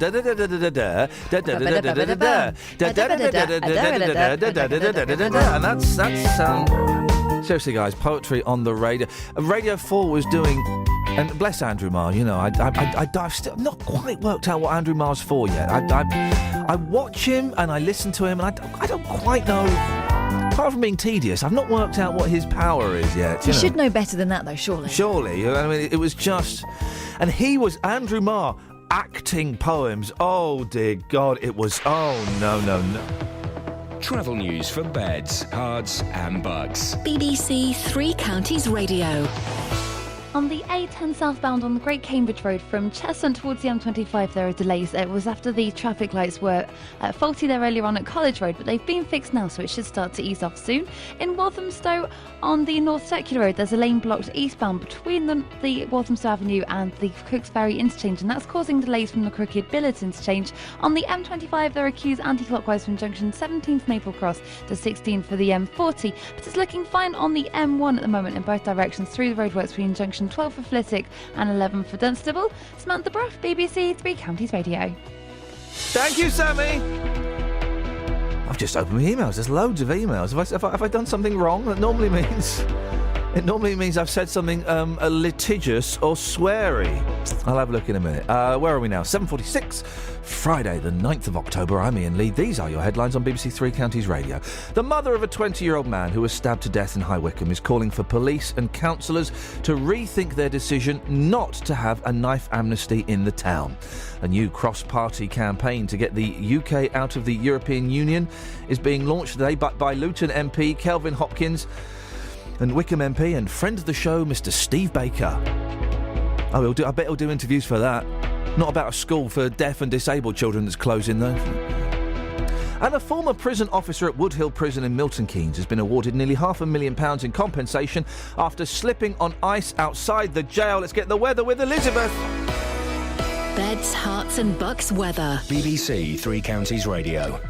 Hello, very good morning to you. It's certainly a very chilly start to the day. Bit of windscreen scraping going on possibly across the three counties this morning. Some mist and fog patches as well, not too dense, so they should lift and clear fairly readily through the course of the morning.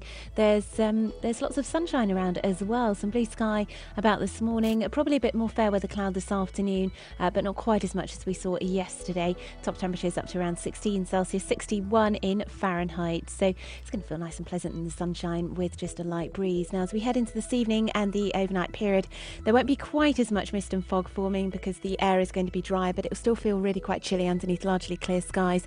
Lows of around 4 or 5 degrees. It's looking dry and settled over the weekend. Perhaps just 1 or 2 showers that could form here and there, basically drifting in from the North Sea. So most likely, I think, towards eastern areas of Hertfordshire, but otherwise dry all weekend.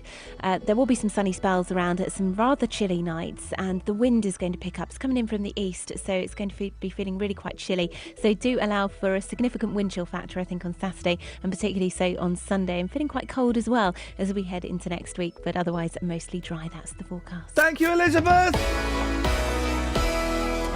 When you need local news. The headlines: serious injuries for Bedford cyclist and heritage windfall for Luton Museum. When you need local travel. M40 southbound 1 lane blocked and it's queuing 2 lorries and a car involved. When you need local weather. Lots of sunny spells around, more sunshine developing, of course, plenty of blue skies as we head into the afternoon. BBC Three Counties Radio is here. Bedfordshire Police are defending plans to halve the number of community support officers in the county. With local, up-to-date news and travel bulletins throughout the day. Get your travel. After Paul Young, wherever I lay my hat, that's my home. You'll always be up to date. That's the forecast. BBC Three Counties Radio.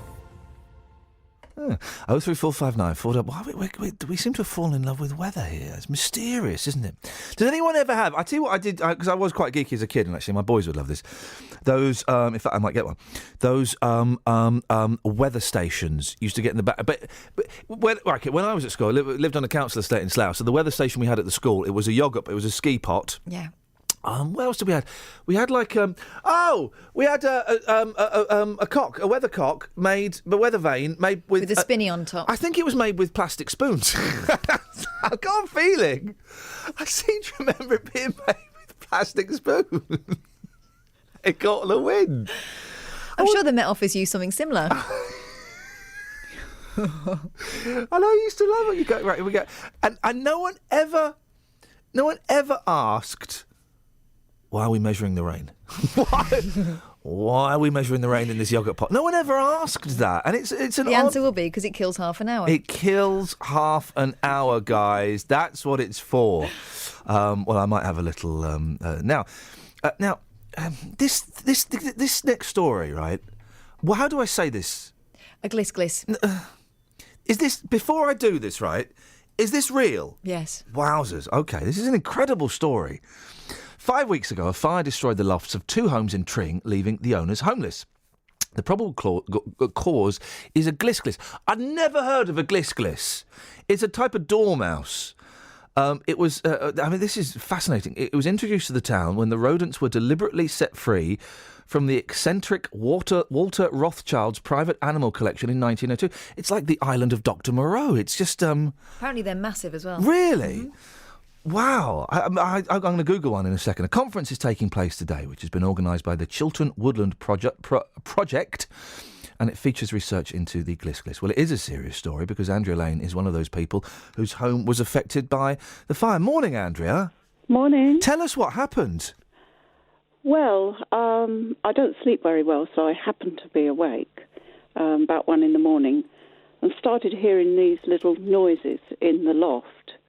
And it got worse and worse, and I nudged my husband and said, "We've got a herd of Gliss Gliss up there." Now, did you say Gliss Gliss immediately? Yes. Because I've never heard of them. I know. Well, you do if you live in Tring or Oh, okay, right, surrounding okay. areas. Yeah. Because they're around here in the road that I live in. Sometimes they go in people's windows, go across the table, nick a bit of fruit, and go out again. They're quite bold. Yeah. Okay. So the people are aware of them in the area then, as being a thing. Okay. So you nudge your husband awake. Yes, and there's this sort of scurrying, which I thought was the Gliss Gliss because we've had them before, and I'd heard them in the cavity walls a couple of days before.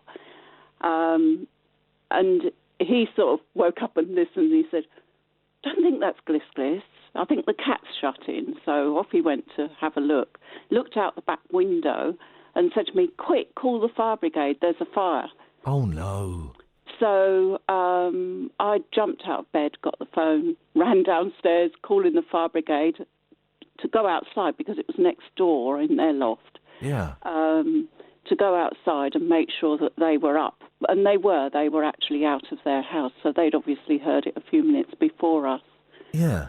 And we stood there basically and watched the roofs of our houses Oh, burn gosh, out. Andrea, that must have been awful. It was terrible. And we're both out now for 4 to 6 months. We're having to rent somewhere else.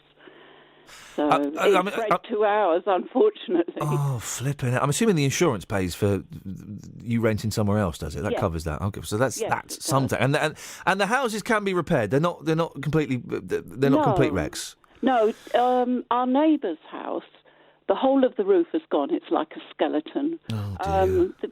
While we were stood there, before the lovely fire brigade got here, we think the boiler in the loft blew up on David's side. So there's a gas boiler, and there was a big bang, big massive, fireball. Blimey. And what we think happened then was all the weight of the tiles and things fell down and fell through the ceilings in David's. So they were very lucky because they've got 2 children. Oh, as well. gosh, doesn't that make you think? No, I know. And it was raging then.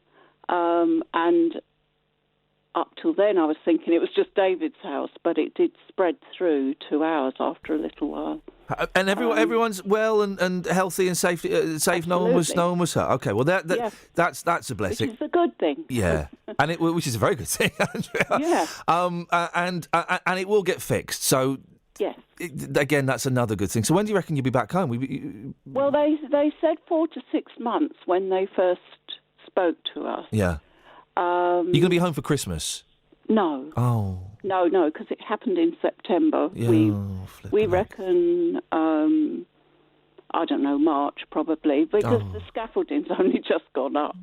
So they put like a tin roof over the top. Yeah. To stop it getting any damper than it already is. Oh, Andrea, I'm so sorry. What a horrific thing to happen. I wish you the best of luck, and I keep my fingers crossed they sort it out as soon as possible. Thank you so much for sharing that with us. Okay. Thank you. That's oh God, imagine that. We have a Gliss Gliss expert on the line. Imagine that, Catherine. Oh, dearie me.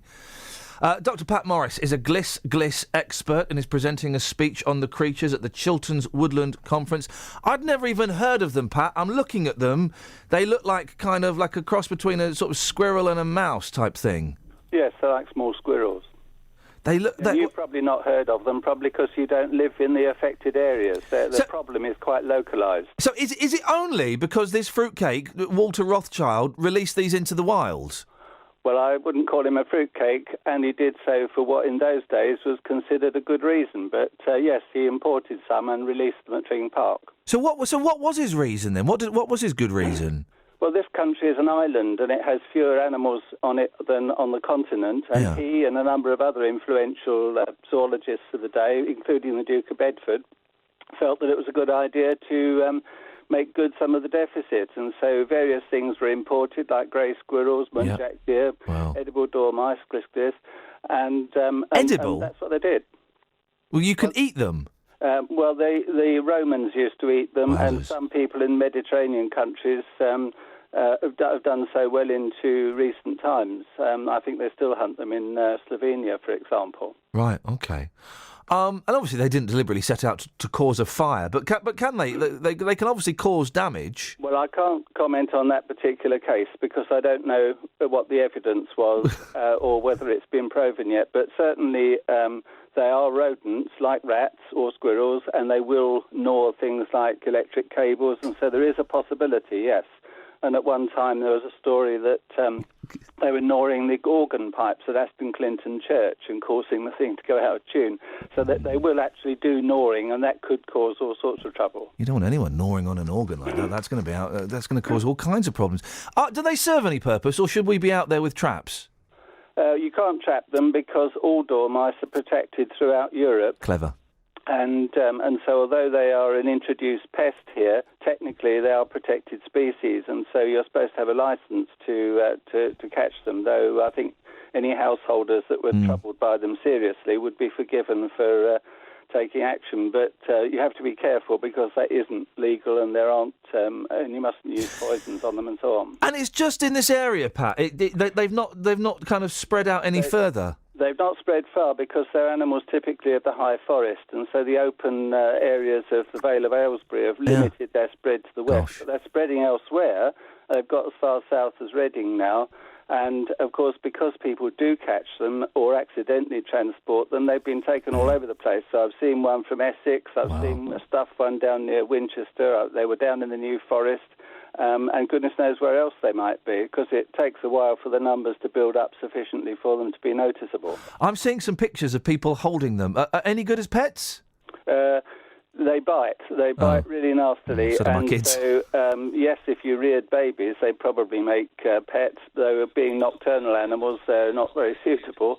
But they do bite. All right, Pat. Listen, I've learnt something today. Thank you very much indeed. I appreciate that. Fascinating. Dr. Pat Morris, a gliss expert. 03459 455 555 is the telephone number. If you, I'd never heard of them. I did like the way he said, well, I can't comment on that as it's not been proven that they were responsible for the fire. As if they were going to get sued. We're not talking about an active murder case. It's a gliss somewhere listening to the radio going, hang on, are you talking about me? Right, a dollar sign flashing in front of their eyes.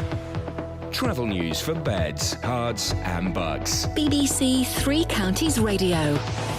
In Cheshunt, there are delays on the A10 southbound heading towards the M25 because the traffic lights at College Road weren't working earlier, but they've been fixed now, so the delays should be starting to ease off soon, but it's still looking quite busy at the moment. It's also slow on the A1 southbound from Borehamwood through the Hardy end towards Barnet Lane at the Stirling Corner, and in Watford it's busy on Beach and Grove at the turning for Escort Road, and the Bricketwood North Orbital Road M25 junction 21A roundabout's looking very slow as well. It's busy on the M25 anti-clockwise between junction 17 Maple Cross and 15 for the M4. Samantha Bruff, BBC Three Counties Radio. Thank you, Sammy. It's been, listen, I know, and I apologise, it's been a little bit quiet on the J-Dog front. We're going to have him in the next hour with a beautiful, beautiful package. 75 years old today, John Lennon would have been. J-Dog will have more. Local and vocal across beds, hearts and bucks. This is BBC Three Counties Radio.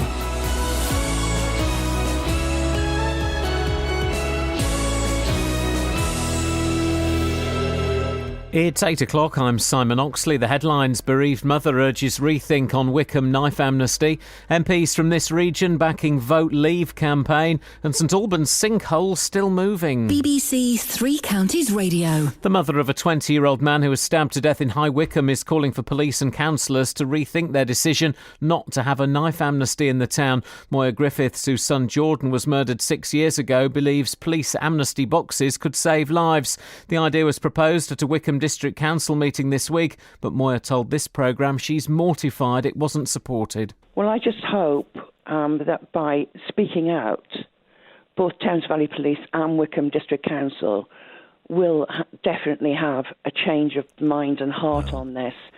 One less knife on the street is one less knife that is going to be used to create mayhem and cause devastation. It is the families that have to suffer through all of this. A new cross-party campaign to get the UK out of the European Union is being launched today, bringing together MPs and donors from the Conservatives, Labour and UKIP. Vote Leave is the second Eurosceptic group formed to fight the referendum due by the end of 2017 and includes the Conservative MP for Wickham, Steve Baker, and Labour MP for Luton North, Kelvin Hopkins. A former prison officer at Wood Hill Prison in Milton Keynes has been awarded nearly £500,000 in compensation. Simon Butler fractured his right ankle when he slipped on ice while on guard dog patrol outside the jail. More from Tony Fisher. The High Court heard after the life-changing fall in December 2009, he developed serious complications and is now plagued by chronic pain and reduced mobility. He carries a 25% risk of amputation and is forced to rely on his son and wife.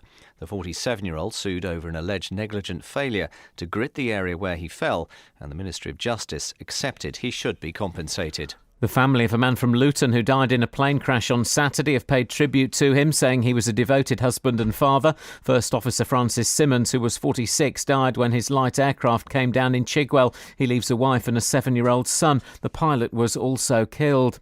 There are warnings that the deficit for the NHS could total £2 billion by the end of the financial year as health regulators prepare to publish the latest accounts. Experts predict the figures will show that the shortfalls are growing at a faster rate than last year. Engineers have told the BBC that the ground around the St Albans sinkhole is still moving and more cracks have appeared. The giant crater appeared 8 days ago in Fontmell Close, with several residents still not able to return to their homes. The BBC's Yvonne Hall was given access to the site yesterday, where nearly 7,000 tonnes of concrete have been pumped in. Engineers are now constantly monitoring this site to see if the foamed concrete is stabilising the land. But they've told us this morning that the ground here is still moving, with cracks like this appearing, some of them several inches wide. In sport, Northern Ireland's 3-1 win over Greece means they have qualified for next summer's European Championship finals, their first major finals since the 1986 World Cup. And England's Matt Fitzpatrick has a one-shot lead going into day 2 of the British Masters Golf at Woburn. The weather dry and sunny, maximum temperature 17 degrees Celsius. And you can get the latest news and sport online at bbc.co.uk/3 counties.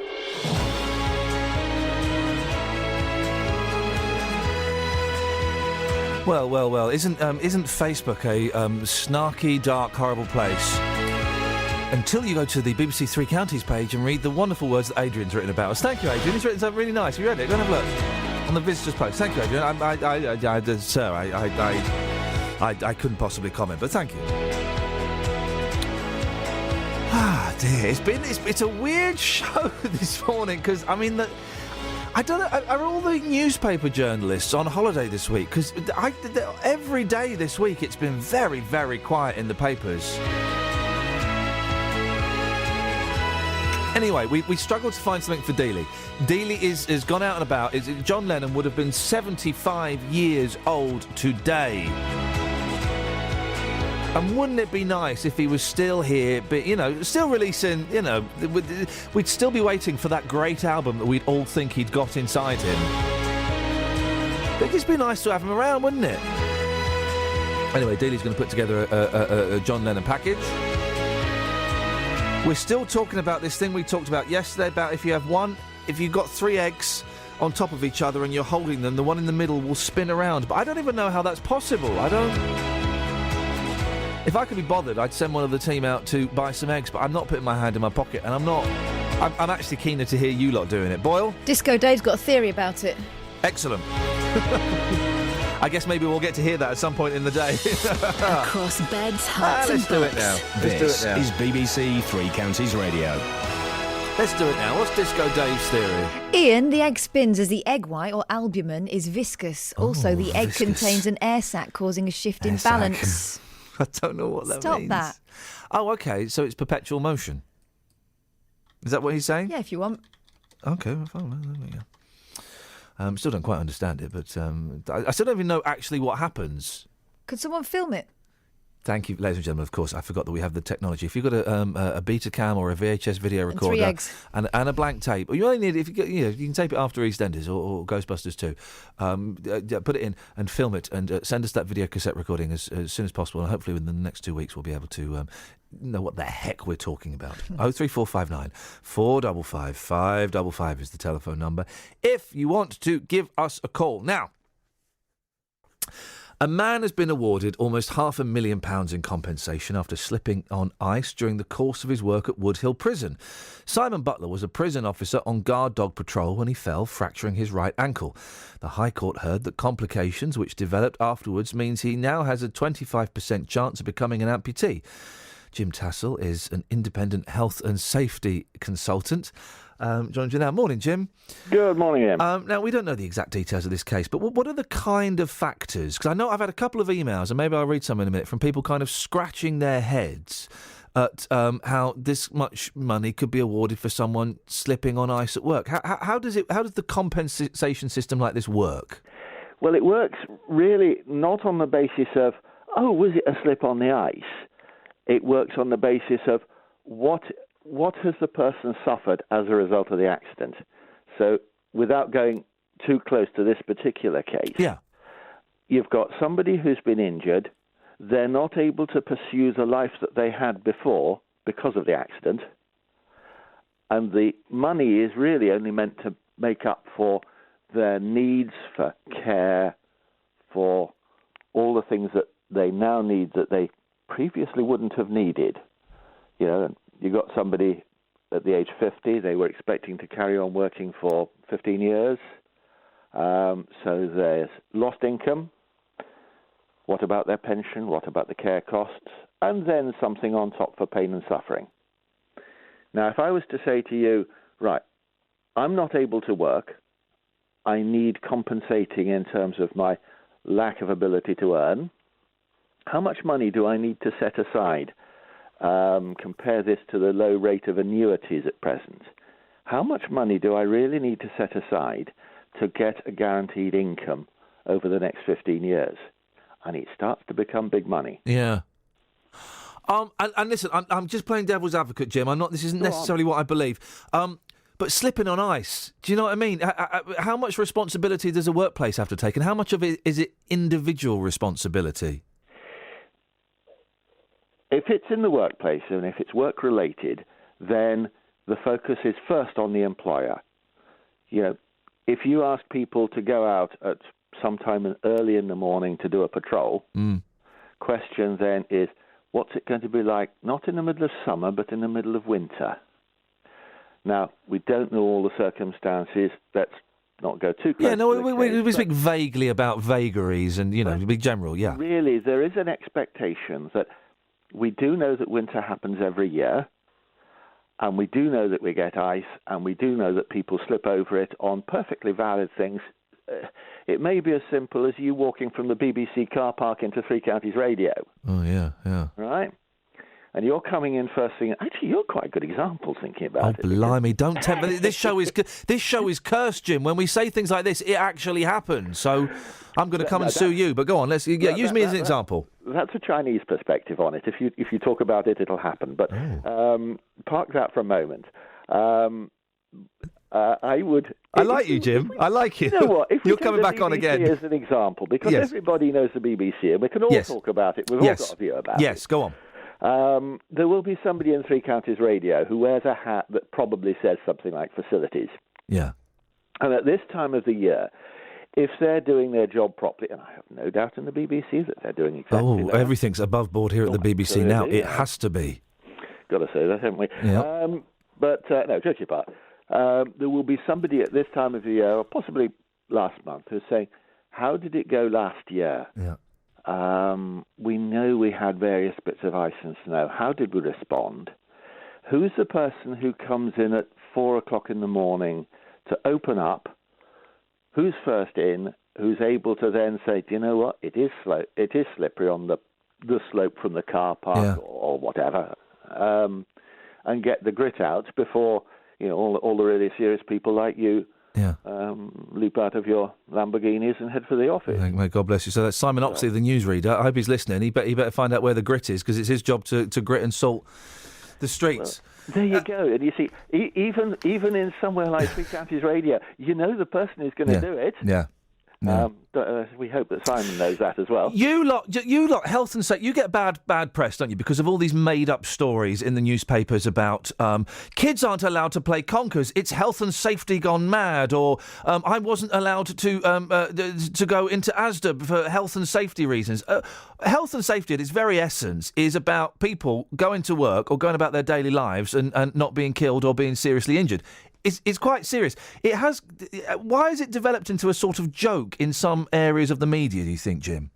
I don't know. It's something that's developed over quite a long time. I'm absolutely with those people who say, why on earth has it got to this stage? Because behind it, health and safety has some very serious issues. Yeah.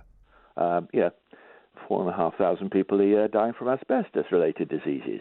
Oh, we have stories, Jim. We have stories on here from people who've died just going to work. Because health and safety hasn't been followed. Absolutely. But you get some of the newspapers. They kind of use that phrase, and it's what's wrong with this country is health and safety. You're led to believe. We're led to believe that. I think it's lazy thinking. Without wishing to insult anybody at Three Counties Radio, I think insult them all. I think it's lazy journalism. Yeah. Oh no, I agree totally. I think it's sometimes lazy politics. It has become a target. I struggled to look back to the when did it start. Actually, one of the early ones was the Conkers, often referred in the safety world as the Conkers Bonkers case. Yeah. And that was made up. That has to be made up, doesn't it? That can't be a real thing. No, it wasn't entirely. Oh, go on. There was, now, this is working from memory, but there was a misunderstanding of a message that went out in a primary school about conkers. Right. And I forget exactly what it was, but there was a head teacher. In fact, I suspect it was in your part of the world. Yeah, it doesn't surprise me. And I think, if I remember right, and no doubt there will be callers to put me right in due course, but it was something along the lines of a primary school teacher at this time of year was concerned about conkers. Yeah. And they wrote something, and it may have been a message that went home with the kids in their bags or something. I'm not quite sure, but it somehow got out to the parents, got misunderstood, and got blown up. Yeah. And since then, we've had what amounts to a sort of rapid rebuttal system within the health and safety executive for picking up the crazy stories and trying to lay them as fast as possible. Yeah. Good for them. Absolutely right. But this predated that, and it sort of bounced around and gained its own momentum long before anybody said, whoa, hang on a minute, let's get back to the underlying story. Let's apply a bit of common sense to this. And it was not the story quite as represented. It wasn't a ban on playing conkers. But that's how it came out. Well, that's the sexy story. And Jim, you'll be pleased to know that my youngest boy went out with my wife yesterday, came back with 200 conkers. Today we're going to string them up, the conkers, and we're having a conker tournament. Me and my boys having a conker tournament in the back garden. So we've not stopped. Jim, listen, we have to move on. That was brilliant. Can I make you the official health and safety consultant for this show, Jim? Iain, it will be a pleasure. There's no money in it. I should have said that first of all. Well, not so sure about that then. We'll discuss it off air. Jim, thank you. You're a good sport. Absolutely fascinating. Jim Tassell, independent health and safety consultant. He was a good egg, wasn't he? Yeah, conkers today. They came back with like a big box full of conkers. And, I can't remember how you string them up, though. I can't remember how you make the hole in it. You need I'll tell you what you can use, a screwdriver. Screwdriver. And how long do I bake them for, and when do I put the concrete in? Because I want to beat cheating. those. Well, you say cheating. I say it's just having a slight advantage. Travel news for beds, cards and bugs. BBC Three Counties Radio. In Beaconsfield, there's been an accident on Amersham Road at the turning for Maxwell Road, so that's closed the road in both directions at the moment. In New Barnet on Great North Road, there's reports of an accident at Lionsdown Road, and in Cheshunt it's very slow on the A10 Great Cambridge Road southbound around College Road heading towards the M25 because the traffic lights aren't working. Looking at the speed sensors in Dunstable, and it's looking very busy at the moment on Stockingstone Road between the New Bedford Road and Hitchin Road. No reported problems on the trains though at the moment. Samantha Bruff, BBC Three Counties Radio. Sammy, thank you very much indeed. Right, 8:16. It's Friday, the 9th of October. I'm Iain Lee. These are your headlines on BBC Three Counties Radio. The mother of a 20-year-old man who was stabbed to death in High Wycombe is calling for police and councillors to rethink their decision not to have a knife amnesty in the town. A new cross-party campaign to get the UK out of the European Union is being launched today, backed by Luton MP Kelvin Hopkins and Wycombe MP Steve Baker. And a former prison officer at Woodhill Prison in Milton Keynes has been awarded nearly £500,000 in compensation after slipping on ice outside the jail. In a recent survey, we asked 47 people who they'd most like to wake up with. I would like to wake up next to my beautiful girlfriend Daisy. Be waking up with Angelina Jolie, I can assure you. Tomorrow I'd like to wake up next to Dave here, because at least I'll be alive. But there was one name missing off that list. Justin Dealey. Justin Dealey. Justin Dealey. Saturday mornings from 6. BBC Three Counties Radio. Who is Justin Dealey? I have never heard of him. Gosh, well, some people imagine that some people have never heard of Justin Dealey. Well, that's kind of. This is where I belong to be. You see, that's it. The mother of a 20-year-old man who was stabbed to death in High Wycombe is calling for a weapons amnesty. Moira Griffiths, if you missed it, we spoke to her about an hour ago. Boy, oh boy, was her story incredible. Whose son Jordan was murdered 6 years ago, believes that police amnesty boxes could save lives. The idea was proposed at a Wycombe District Council meeting this week, but it was not supported by the council's leader. They ain't coming on the show to talk to us. Instead, they sent us a bit of as they always are, a bland statement to all councillors, MPs and various bosses of organisations. If you send a statement, it makes you sound cold. It makes you sound cold. Julia Wassell from the East Wycombe Independent Party is campaigning for an amnesty. Julia, does Wycombe have a massive problem with knife crime? No, I don't think it has an exceptional problem, but I think UK-wide there is a problem with knife crime. I speak to young people regularly, and some of them are frightened about gangs, and they end up carrying a knife in self-defence, and they're more likely to become a victim of knife crime as a result. So I don't think Wycombe is exceptional. We've had one or two incidents recently, and my little political party, we just thought it would be a standard practice for the councils to support a gun and knife amnesty. So we were shocked when we got a refusal on that. You mentioned the young people that are carrying knives because they're scared. Well, they're not going to follow through with an amnesty, are they? Because they'll still be scared. Well, I think some of them will, and I think the thing is that young people grow up and move beyond that point where they're carrying knives, and they don't want them around the house. There could be burglary, knives or guns stolen if they were in the house. I mean, I think young people quickly grow out of teenage crime and knife carrying, and then they want to dispose of these items. Do we have any statistics that this work? We know that when they do have these amnesties around the country, that those bins get filled up with knives and daggers and machetes and all kinds of things, and those things also get handed over. But do we know if it actually has an impact on knife crime? I suppose it's one of those things you'd never know with hindsight. But speaking to Moira Griffiths recently, she said if it just prevents one crime and any mother having the experience that she's had or any young person getting harmed, then it's worth it. And I think it says something about society, you know, that we're trying to prevent crime rather than waiting for something to happen. And we shouldn't have to have enormous knife crime in Wycombe for the council to back something like this, especially when it's got somebody like Moya Griffiths advocating for it.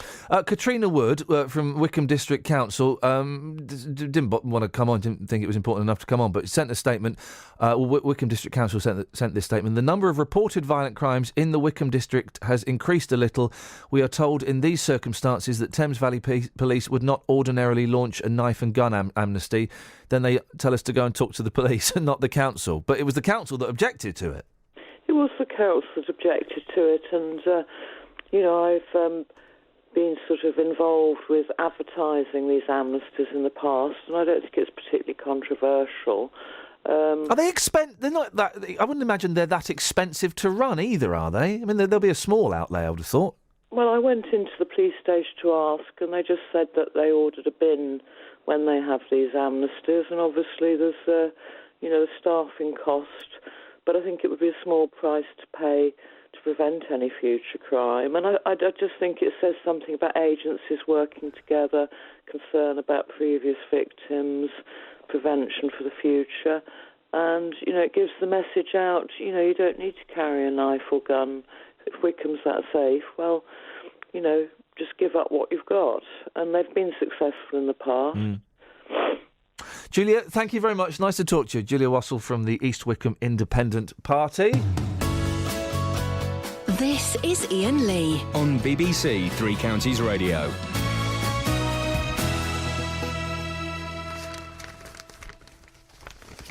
Oh, 345 455 555 is the telephone number. Hey, here's a story. Here's a story. Things that make you go, ugh.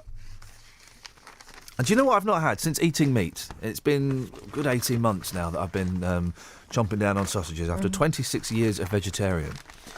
I've not had fish and chips in the traditional sense of the battered fish and indeed the chips. Not a massive fish fan, right? Oh, I love it. But when I was in Brighton the other week, I should have had fish and chips, proper fish and chips on the beach. Anyway, a restaurant diner got an unwelcome surprise when a fish they had started eating began twitching on their plate. Haunted fish. Ladies and gentlemen, we're talking about the haunted food. Here is a fish brought back from the dead. Oh, by the way, morning, Danny. Hiya. Yeah, thanks. I've been waiting for you to say good morning to me all You morning. haven't had my microphone. I've just been sitting here going, morning, morning. I would have heard it over there. I would have heard it over her microphone, so that's not washing with me, young man. No, try it. Go on. Morning. Thank you. No, you didn't hear that. Yeah, I heard it. No, you didn't. What I didn't hear, though, was the sound of me slurping on a lovely cup of coffee. No, I've not heard that for a while. Not heard that for a while. Oh. Do you want some coffee? Listen, if you want to make it in the BBC, there are two routes. One is the 1970s route, which we're not really supposed to go down anymore, but I can make exceptions. Okay. The second route is cup of coffee route. I suggest that that's a slightly easier route to take. A lecturer actually said that to me at university. Really? That if you want to get a job in the media, make coffee. Yes, no, definitely. You went to university with Electro. Yeah. Is that what you said? Electro actually said that to me at university. Electro 6?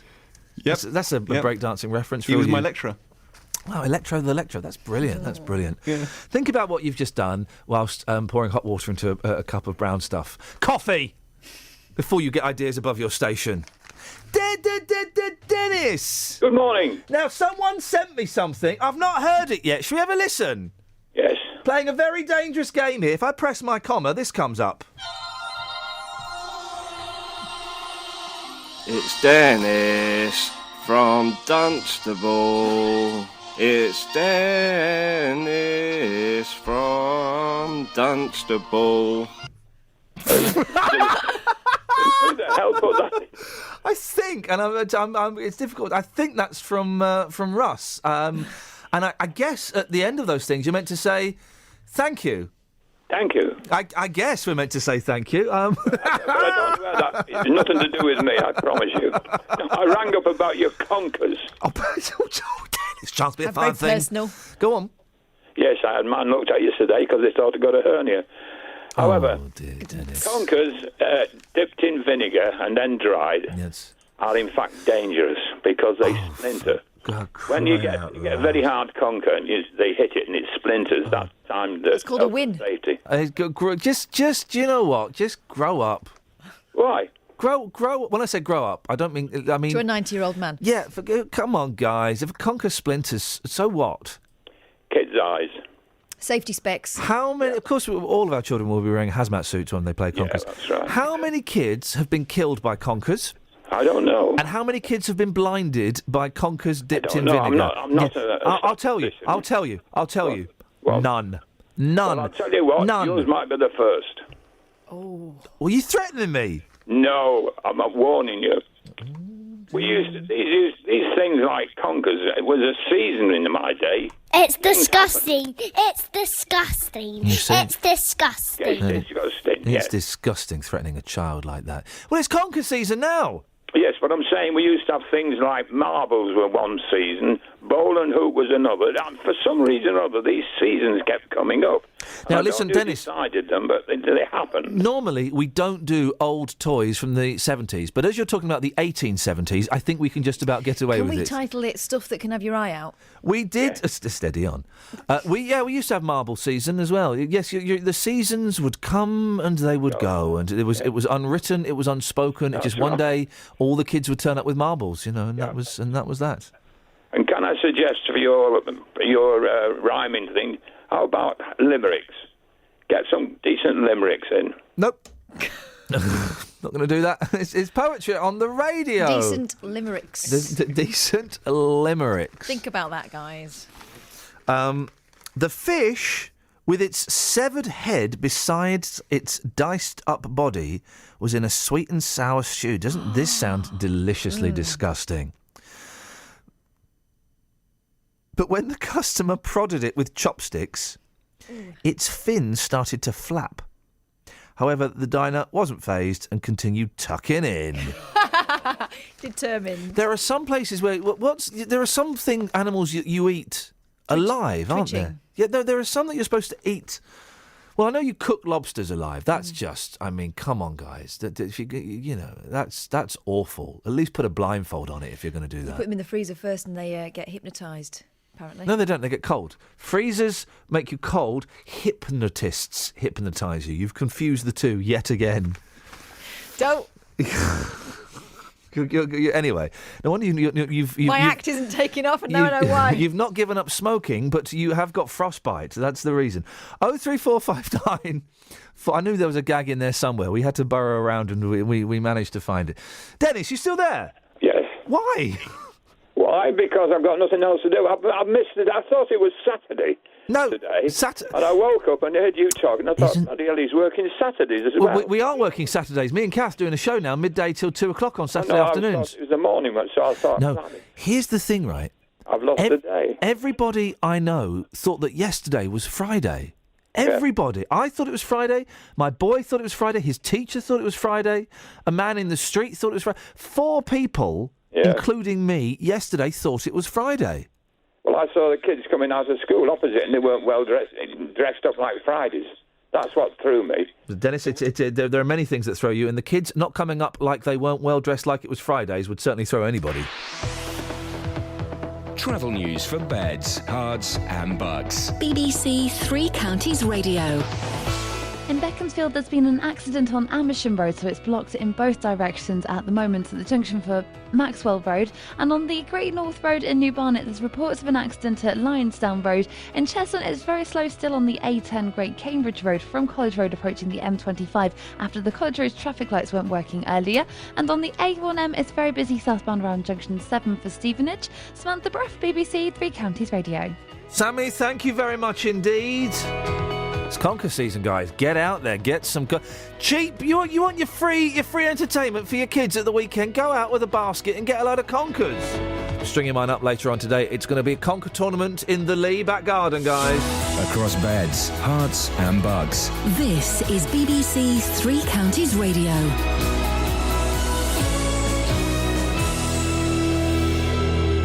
It's 8:30. I'm Simon Oxley. The mother of a 20-year-old man who was stabbed to death in High Wycombe is calling for police and councillors to rethink their decision not to have a knife amnesty in the town. A new cross-party campaign to get the UK out of the European Union is being launched today, backed by Luton MP Kelvin Hopkins and Wycombe MP Steve Baker. And a former prison officer at Wood Hill Prison in Milton Keynes has been awarded nearly £500,000 in compensation after slipping on ice outside the jail. Three Counties Sports. BBC Three Counties Radio. Northern Ireland's 3-1 win over Greece last night means they've qualified for next summer's European Championship finals, their first major finals since the 1986 World Cup. Watford defender Craig Cathcart was in the Northern Irish team, with MK Dons duo Lee Hodson and Ben Reeves and Luton's Paddy McCourt among the subs. The Republic of Ireland will join them if they win in Poland on Sunday. That's after a 1-0 win over world champions Germany in Dublin. But Scotland are out after conceding a last-minute equaliser to draw 2-2 at home to Poland. Tonight, England, who have already qualified, host Estonia, with former MK Dons midfielder Dele Alli set to make his debut. There are no matches tomorrow for Watford, MK Dons or Wycombe because of the internationals. Luton host York in League 2 with Stevenage away to Exeter on Sunday lunchtime. Luton will check on the fitness of striker Craig McHale-Smith with Jack Marriott standing by to replace him. Manager John Still hopes another striker, Paul Benson, will resume training on Monday. We're hoping that he can gradually up his training throughout the course of the week, and the following week we're hoping it's all systems go for him, but we'll have to see with that, but that's what we're hoping. And elsewhere in football, new Liverpool manager Jurgen Klopp will give his first Anfield press conference at 10 o'clock this morning. England's Matt Fitzpatrick has a one-shot lead going into day 2 of the British Masters Golf at Woburn. The 21-year-old carded a 7-under par 64 yesterday. Buckinghamshire's Luke Donald is 3 shots back. This course would probably play a little bit better firm and fast, but in October it's hard to get that. But certainly, it's a good design, and shame it's a little wet from the rain we had earlier in the week, but it's actually playing pretty well. And practice has been delayed for Sunday's Russian Grand Prix because of a diesel spillage on the track. Hertfordshire's Lewis Hamilton leads the Drivers' Championship by 48 points, with 5 races left this season. BBC Three Counties News and Sport. The next full bulletin is at 9. Across beds, hearts and bucks. This is Iain Lee. BBC Three Counties Radio. Mark has sent... Thank you, Simon. Mark has sent... There's some weird texts coming in. One says, weird show, weird presenter. And then Mark Thanks, says... Wendy. Mark says... who's that? Wendy. Which Wendy? Not that just one. a Wendy that writes in quite a lot. Well, thank you, Wendy. I'm glad you're enjoying it. And Mark's written... Very high quality today. Thanks. Thanks. What do you mean? The signal? Because it certainly ain't the content. 03459 4555. I miss Dealey. Let's get Dealey on. Whenever he's ready. I can see him beavering away at the computer. I'll tell him to stop that. Look, he's giving me the thumbs up. Look, yes, you're not allowed to do that. One of the few pluses about being in this place is when I'm sat here in the studio, I can see out and I can see the minions working. Okay, and I can see Dealey. All I can see is his forehead, and he's got headphones on. He's working hard. Or is he vaping? Geezer! Yes! That's it. We're applauding each other from about 50 feet away. I don't know why, but I feel better for it, and that's the only the only thing that counts these days. I'm stalling while I try and turn to page 31. Well, we're going to speak to Becky in a minute about that dog thing. Which dog thing? You know the dog, the old lady's dog that was stopping the post. Oh, yeah. Go on. We've yes. got an update coming up with Becky. Oh, have we? Yeah. Do you want to do that now? We can if you want. Well, should we? It's interesting because I'm turning. By the way, bang on 9 o'clock. We need to go if we're going to make that hotel buffet breakfast. Sorted. So it's just no messing around. Go, okay? Because it finishes at 9:30, and I don't want to miss it. It's funny because the story I'm looking for is a story about dogs. All right, well we'll do this, and then we'll do the story that's in the paper. The story about that. We'll set the story, Catherine. The Royal Mail story. Go on. This is Wadden Chase. We heard last week that Royal Mail had stopped deliveries to over 120 homes in Aylesbury after a postman was attacked by the same dog 3 times. The latest incident happened when the dog slipped its collar whilst being walked by its owner. So it wasn't simply a matter of the dog in the garden. It was out at large, the dog was owned by an older woman who has a bit of trouble walking. It's and a lot of people were very reticent to be harsh about the older woman. It's clearly her kind of only companion. A lot of anger towards the post office, though. Yeah, a lot of anger towards the post office, and they stopped delivering the post. But well, we can get an update from one of the people. What lives on the street? It's Becky. Morning, Becky. Good morning. So this has been going on for how many days have you been without post?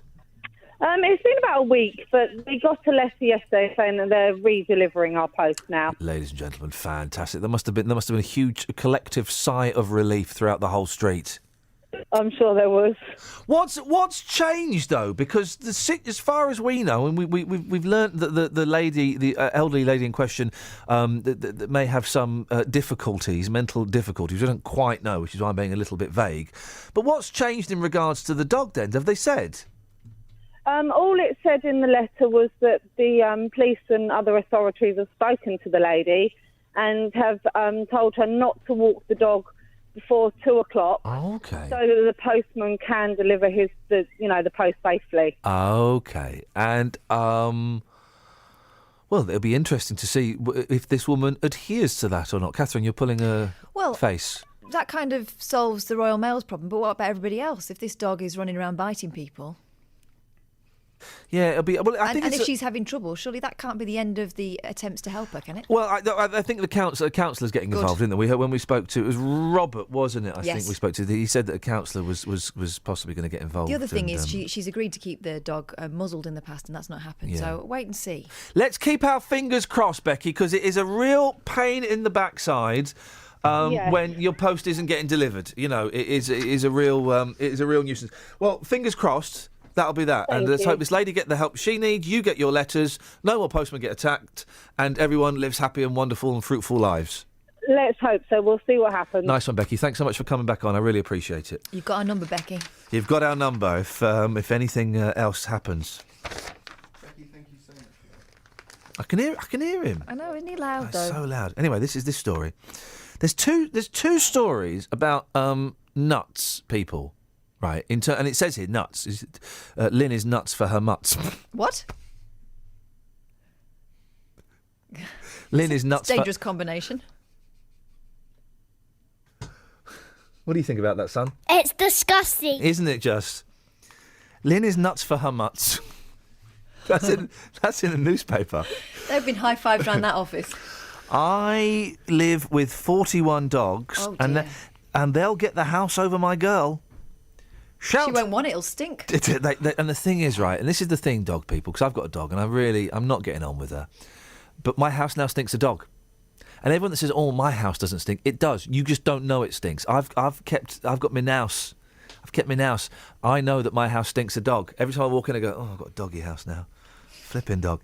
Shout walkies at Lynn Everett's house and Now, this woman can't be well, right? You speak about when it says nuts for mutts. She's I suggest that she is not well. Shout walkies at Lynn Everett's house and face a stampede by all 41 of her beloved dogs. 41 dogs. I mean, it's just... Hello? Who's that? It's only the Kinks. Here come the Kinks, guys. No, she's mad about the pooches who just about squeeze into her 3-bedroom semi along with hubby Anthony. She's married. Wow, I didn't see that coming. The 59-year-old is so devoted to the pack, she's leaving her home to them in her will. This is what I don't like, right? People, I love animals. As I was a vegetarian for a long time, I have at various times supported various animal rights charities. I even presented an award at the Cats Protection League Awards several years ago. It was me. It was the girl from CBBC who was in the newspaper with her boobies out, and it was the Sarah Jane. And it was Dorian from Birds of a Feather. We're all there presenting awards. I was going to tell you off for saying tarty, but I think that was the act. It really was. It wasn't an act. It really was a star-studded bash. As we handed out, I'll bring in. I've got a book. Right. Celebrities and their pets. Who's in it? This guy.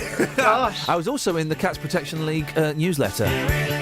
The interview with me about my cat. They didn't ask you to do a naked calendar. I'll dig that out. It's fun. It was fun. That I like the Cats Protection League. That's where I got my cat from. That's why I did stuff for them. But then they didn't have to go on. Anyway, the 59. She said people. That's it. People who think that animals are more important than humans. And you always get they think if they haven't got a voice for themselves, someone's got to stick up for them. Yeah, that's right. But they're definitely more important than human beings and people. No, they're not. No, guys. People are more important than animals. Most sane people know that to be a fact, don't they? I mean, aren't we level pegging? What, we're doing what? Are we level pegging though, really? What, with animals? Well, yeah. Look at the food chain, baby. You look at the food chain. I know, but I wouldn't want to slap a chimp or anything like that. I think that we should give them respect. Some of those chimps, though, are so cocky. I mean, literally, I told you what happened when I took my a girlfriend years ago to Monkey World. Same tasting women, apparently. Yeah, I mean, it was. You know, there were children present as well, and you think, for goodness sakes. They don't know. No, the children, they did, though. No, I mean, the chimps don't know. Lynn says the What do you dogs... think of the children? The dogs will think about the children. The dogs will stay here and get the house. Any money that's left over will go to her daughter. The pack adds up... Here we go, listen to this. Let's go through Who's going to look after these dogs? The shopping list of animals. 25 French bulldogs, 10 bull terriers, 3 Chinese crested and 3 chihuahuas. Oh, they're sharp dogs. Lynn and Anthony from Barnsley, ain't got time like that. married 20 years ago, but have not been on holiday since their honeymoon. Oh, I mean, here come the stats, guys. You ready? Instead, the couple pick up 120 poops a day. It is a healthy dog will poop 3 times a day. It's, Who needs a holiday when you've got that kind of activity going on? It's just... Do you want to hear some of their names? Yes. Gary, Wendy, Steve, Pam. There's a Tina. Knew it. Human names, There's a Ping. Oh. There's a Shakira. And there's a Nunus. You can't call a dog... Nunus! No. I've lost my Nunus. Have you seen my Nunus anywhere? Yeah, they're there. No, the dog. So that's one kind of doggy story that's in the newspapers. And I thought this was...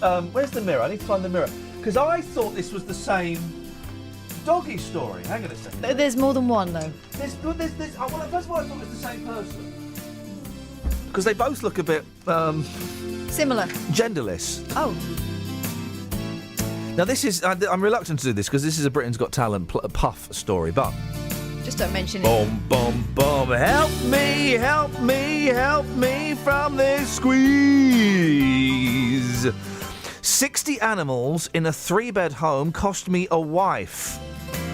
Magician chose to put animals first. I mean, this again, human beings are more important than animals. Fact. They're not his dogs. He's their man. A Britain's Got Talent star split up with his wife of 4 years because he shared his semi with more than 60 animals. Hang on a second. What? Hang on.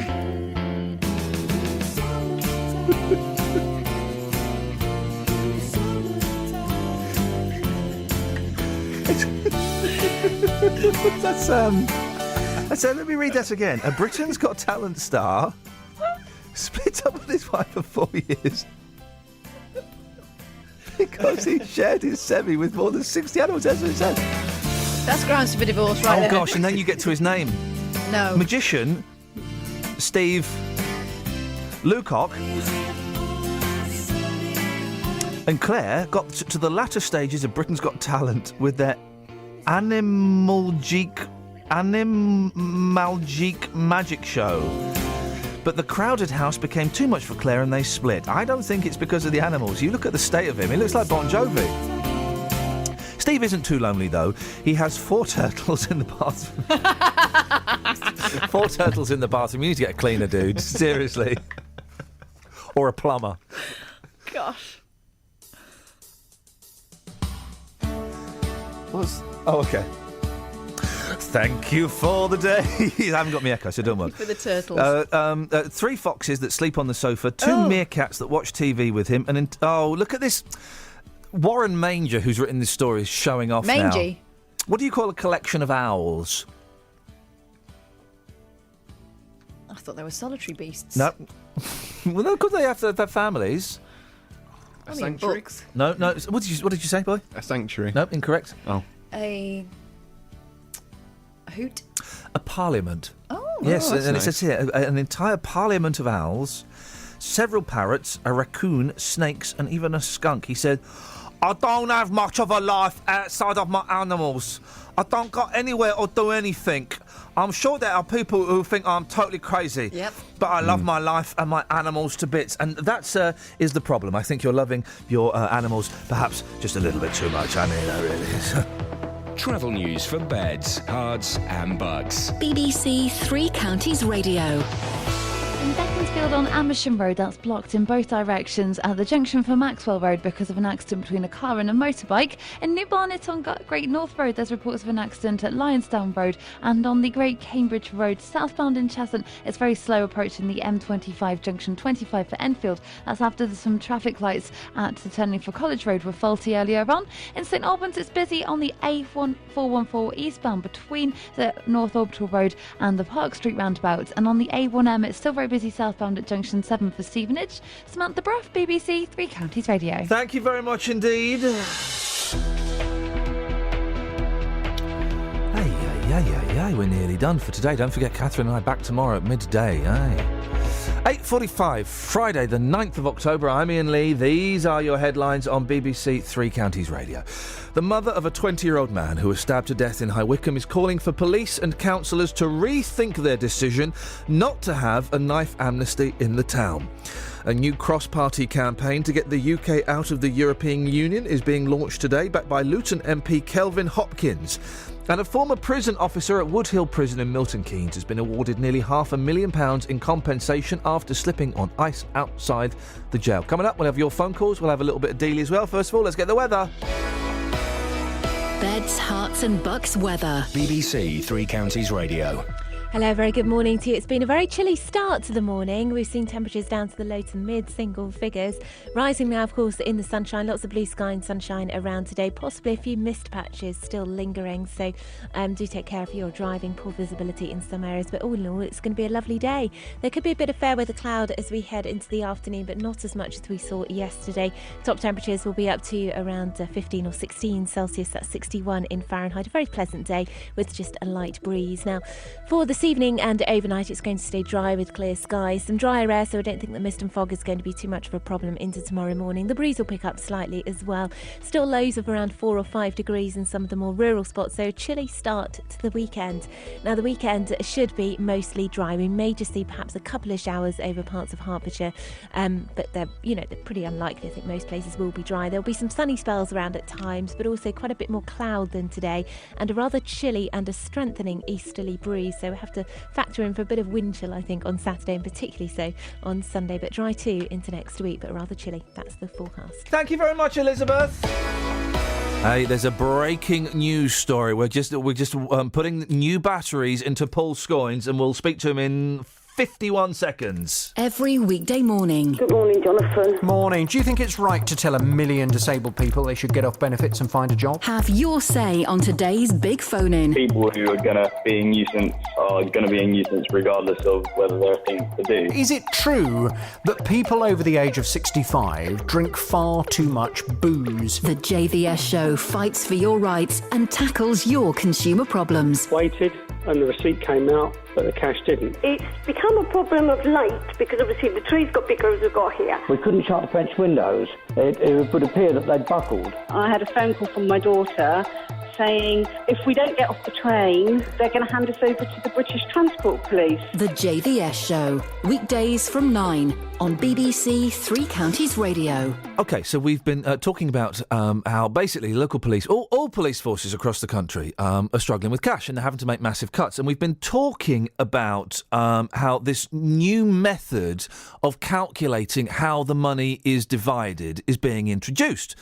And Bedfordshire Police, in particular, were hopeful that they were talking confidently. Ollie Martins, the PCC, and we spoke to, I can't remember the gentleman's name, but the Deputy Chief Constable, earlier in the week. They were kind of pretty confident, that they were going to get a few more quid because of the way it's funded at the moment. It could be argued it's not particularly fair. Well, we've just found out what's going to happen, and to give us the details on that, Paul Scoynes. I've summed that up accurately, haven't I, Paul? That's kind of the gist of it. Absolutely, Ian. That's completely correct. So you're absolutely right. The police were privately sounding fairly positive that they'd got a good deal from this new funding formula. Well, not even privately. On air, they were saying, look, we don't know for sure, but we're pretty, we think, Ollie Martin saying, we think we're going to get more money. The Deputy Chief Constable saying, we think we're going to get more money. The figures have just been announced, is that right? Well, that's right. I've just had a press statement from the Police and Crime Commissioner's office, and they're saying that the Home Office has unveiled these figures, and they are asking Beds Police to remain in exactly the same position. They're going to get the same amount of funding formula that they always have done. So it's about 0.9% of the National Police grant. And Ollie Martins, the PCC, is described as being shocked, saying that the Conservative government is playing politics with Bedfordshire's policing, but also with national security. It's particularly a strong line here, saying that if there is a serious terrorist incident involving extremists connected with Luton, the responsibility is theirs, i.e. the Home Office's, and not that of the ridiculously overstretched and under-resourced Bedfordshire Police. It goes in then to go into some of the detail about the extent to which Bedfordshire Police receives much less funding per officer, per area and per crime than anywhere, well, near enough anywhere else in the country. Now, this was going to be a big funding change. The idea was, I was led to believe, through those sort of private conversations, was that there would be some losers. They probably would be some of the more the larger metropolitan forces, which are funded very well. Indeed, the Met Police gets a lot of funding, but when I spoke to the new Chief Constable, who's from the Met, saying that when he came up to Bedfordshire, he couldn't believe it. He thought there'd almost been an abundant sort of riches down in London, but coming up here with big challenges in places like Luton and Dunstable, he couldn't believe just how few resources he'd had. Well, it looks like they're going to have to cut their cloth accordingly still, because they're going to be in this precious situation. You say that, Paul. I'm looking at the statement here, which you emailed on to me. And the penultimate paragraph is this is from the pen of Ollie Martins, or at least from his department. Yeah. The penultimate paragraph, it doesn't make good reading. Earlier this year, the spending watchdog, the National Audit Office, criticised the Home Office for not understanding the impact of its funding reductions on individual forces and not knowing what a failing police force actually looks like. Because we have already restructured, collaborated and cut to the bone to make savings, the implication being they can't cut much more, I fear Bedfordshire may be about to find out what unviable means for a police force. That's pretty damning. Yeah. I think this is the strongest sort of I've heard this Police Crime Commissioner speak about this funding issue that they have. We have yet to speak to the Police Minister, Mike Penning, at Hemel Hempstead MP. I know there's been sort of conversations between he and the MPs of Bedfordshire. But, it now seems to mean that, Bedfordshire Police is going to struggle even further in the next few years to try and make ends meet. And, when they talk about, any kind of potential terrorist attack, a terrorist incident that originates in the county being on the hands of the Home Office, that is pretty bluntly saying that, we can't do any more now. Ollie Martin's referendum to get more cash from the council tax, or for council taxpayers to pay a little bit more, was rejected quite solidly. Now there's Colette Paul standing down. Is it Colette Paul? Yes, that's her name. Yeah, she's been replaced by John Boucher, who's the new Chief Constable. And now this blow, which isn't obviously Ollie Martin's fault, but all of these things, he's had a bad run for the last 12 months. I wouldn't want to be in his job and wouldn't be in his position. And B, is his position becoming more and more untenable? Well, I don't know whether or not it's his. His job is to hold the police to account and also to set the policing strategies and effectively try and ensure that the budget is spent correctly. It's not a job which looks at how the force polices the county on the ground, but it is it highlights that all public services are facing extreme difficulty, not least the police. And when you look to other counties, Thames Valley, large force, sort of covers a wide area, but they're doing all right in terms of funding. Hertfordshire doing all right in terms of funding. They've not needed to raise their council tax in the last few few cycles. I mean, Bedfordshire Police really doesn't know quite where it's going to get the money from now, and they were kind of banking on this. Yeah, they were. Paul, they really were kind of banking on this in order to just keep going till 2019. Listen, we're coming to the end of the show, and I've got to speak to Justin. Thank you very much for that. There'll no doubt be more about that throughout the day on BBC Three Counties Radio. Justin's on Fader 3. Morning, Justin. Good morning, boss. It's been quiet from you this morning, but there's been nothing in the papers, and I know you've been working really hard on this John Lennon package. Yeah. But there's more of you tomorrow morning from 6 o'clock. The kids can tune in and listen to you 6 till 9. Yep, it's our first one tomorrow. Saturday breakfast, 6 till 9 tomorrow morning. We've got Gatesy on the programme. Gareth Gates is coming on. I'm glad you clarified, because I don't think people know him as that. Oh, yes. no, people know him as Gatesy. We've got Brian Paul, we've got X and Y, we've got a local band in the studio, and a new feature. We've been out and about this morning getting voices from the streets. They are the voiceover for this, The Wheel of Four Tunes. Ladies and gentlemen, I love it. But today would have been John Lennon's 75th birthday. Yeah. You've taken Lennon to the streets. I have. I've put together a little tribute package here. Now, what I would say, most radio stations would get a week to work on something like this. So I put this together in an hour and a half or so. So I hope it's going to be okay. John would have been 75 years old today. Here is our tribute package.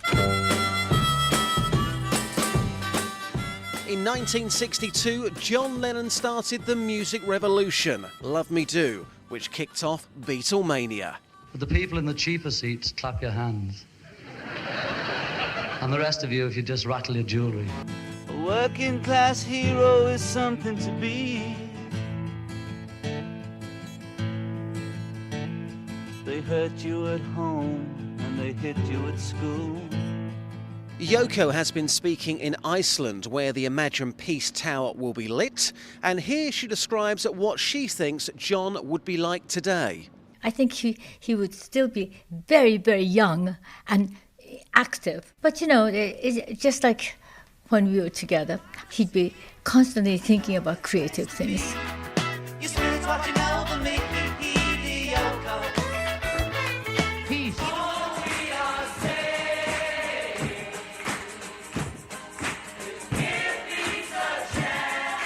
We are humorists. We're Laurel and Hardy, that's John and Yoko. And we stand a better chance under that guise, because all the serious people like Martin Luther King and Kennedy and Gandhi got shot. Chilling words from an interview at the Apple offices in 1969. Well, on this special day, here's what the streets had to say. He was the best one from the Beatles, definitely. Yeah? He was number one. Would have been 75 years old today. It's incredible, isn't it? It is shocking. Was he the one you always fancied the most? Yes. Talented one. Thank you, madam. Shirley, you saw John and the Beatles in Luton in the 1960s. Come on, tell us how amazing that night was. It was really nice. Screaming all night. As far as I'm concerned, John Lennon is the Beatles. Can't stand Paul McCartney. It's John Lennon. Come on, let's not have a dig on this special day. John Lennon, fantastic. Brilliant bloke. John's son Sean also has his birthday today. He's 40 years old, the same age when John was murdered on the 8th of December 1980. That day, the world was robbed, but his music and legend will never go away. Happy birthday, John. Oh no, don't end with this song. Oh, it breaks my heart. Oh, it breaks my heart.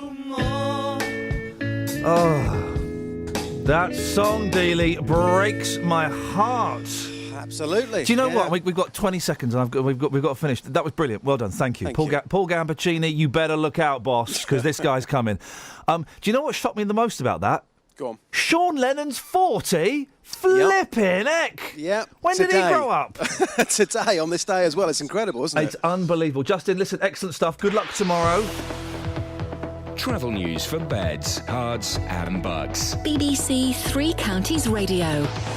There's been an accident in Beaconsfield on Amersham Road, so that's blocked in both directions at Maxwell Road. On the M25, it's busy anti-clockwise between junction 16 for the M40 and 15 for the M4. And it's also slow on the A1 in Borehamwood, southbound between Holiday Inn and Stirling Corner. And in New Barnet on the Great North Road, there's an accident at Lionsdown Road. In Cheshunt, it's slow on the A10 Great Cambridge Road, approaching the M25 from College Road, where the traffic lights weren't working earlier. And in Wyboston on the A1, it's very slow southbound, approaching the Black Cat roundabout from the St Neots Junction. Samantha Bruff, BBC Three Counties Radio. Sammy, thank you very much indeed. That's it, that's your lot. There'll be a new podcast up in a few hours. Thank you, Danny, for all your help this week. Excellent stuff. Thank you, Catherine. Justin, thank you very much. Have fun tomorrow at 6. Don't forget, Catherine and I will be going down the rabbit hole tomorrow at midday.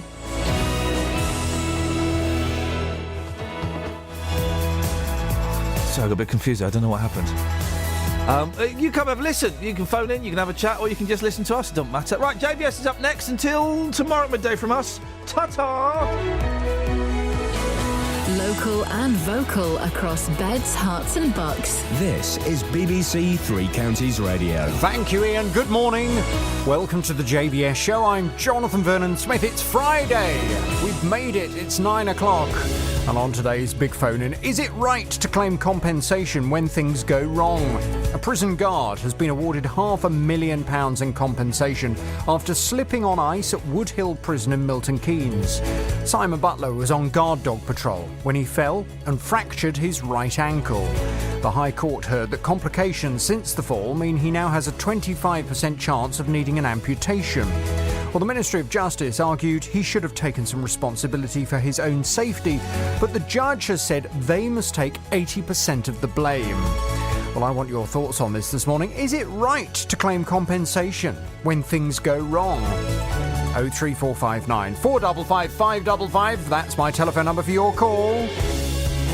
This is the JVS show on BBC Three Counties Radio. So I'll hope to hear from you in just a second, but first let's get the latest BBC News at 9 o'clock. Here's Simon Oxley. The headlines: no increase in funding for Bedfordshire Police, bereaved mother's plea for Wickham knife amnesty, and St Albans sinkhole still moving. BBC Three Counties Radio. Bedfordshire Police say the government will not be increasing their funding. In a statement released in the last hour, the Beds Police and Crime Commissioner Ollie Martins says their funding will be unchanged. A Home Office task force had been sent in to examine the force's finances. Our political reporter Paul Scoyne says the Commissioner has criticised the government's stance. It's particularly a strong line here saying that if there is a serious terrorist incident involving extremists connected with Luton, the responsibility is theirs, i.e. the Home Office's, and not that of the ridiculously overstretched and under-resourced Bedfordshire Police.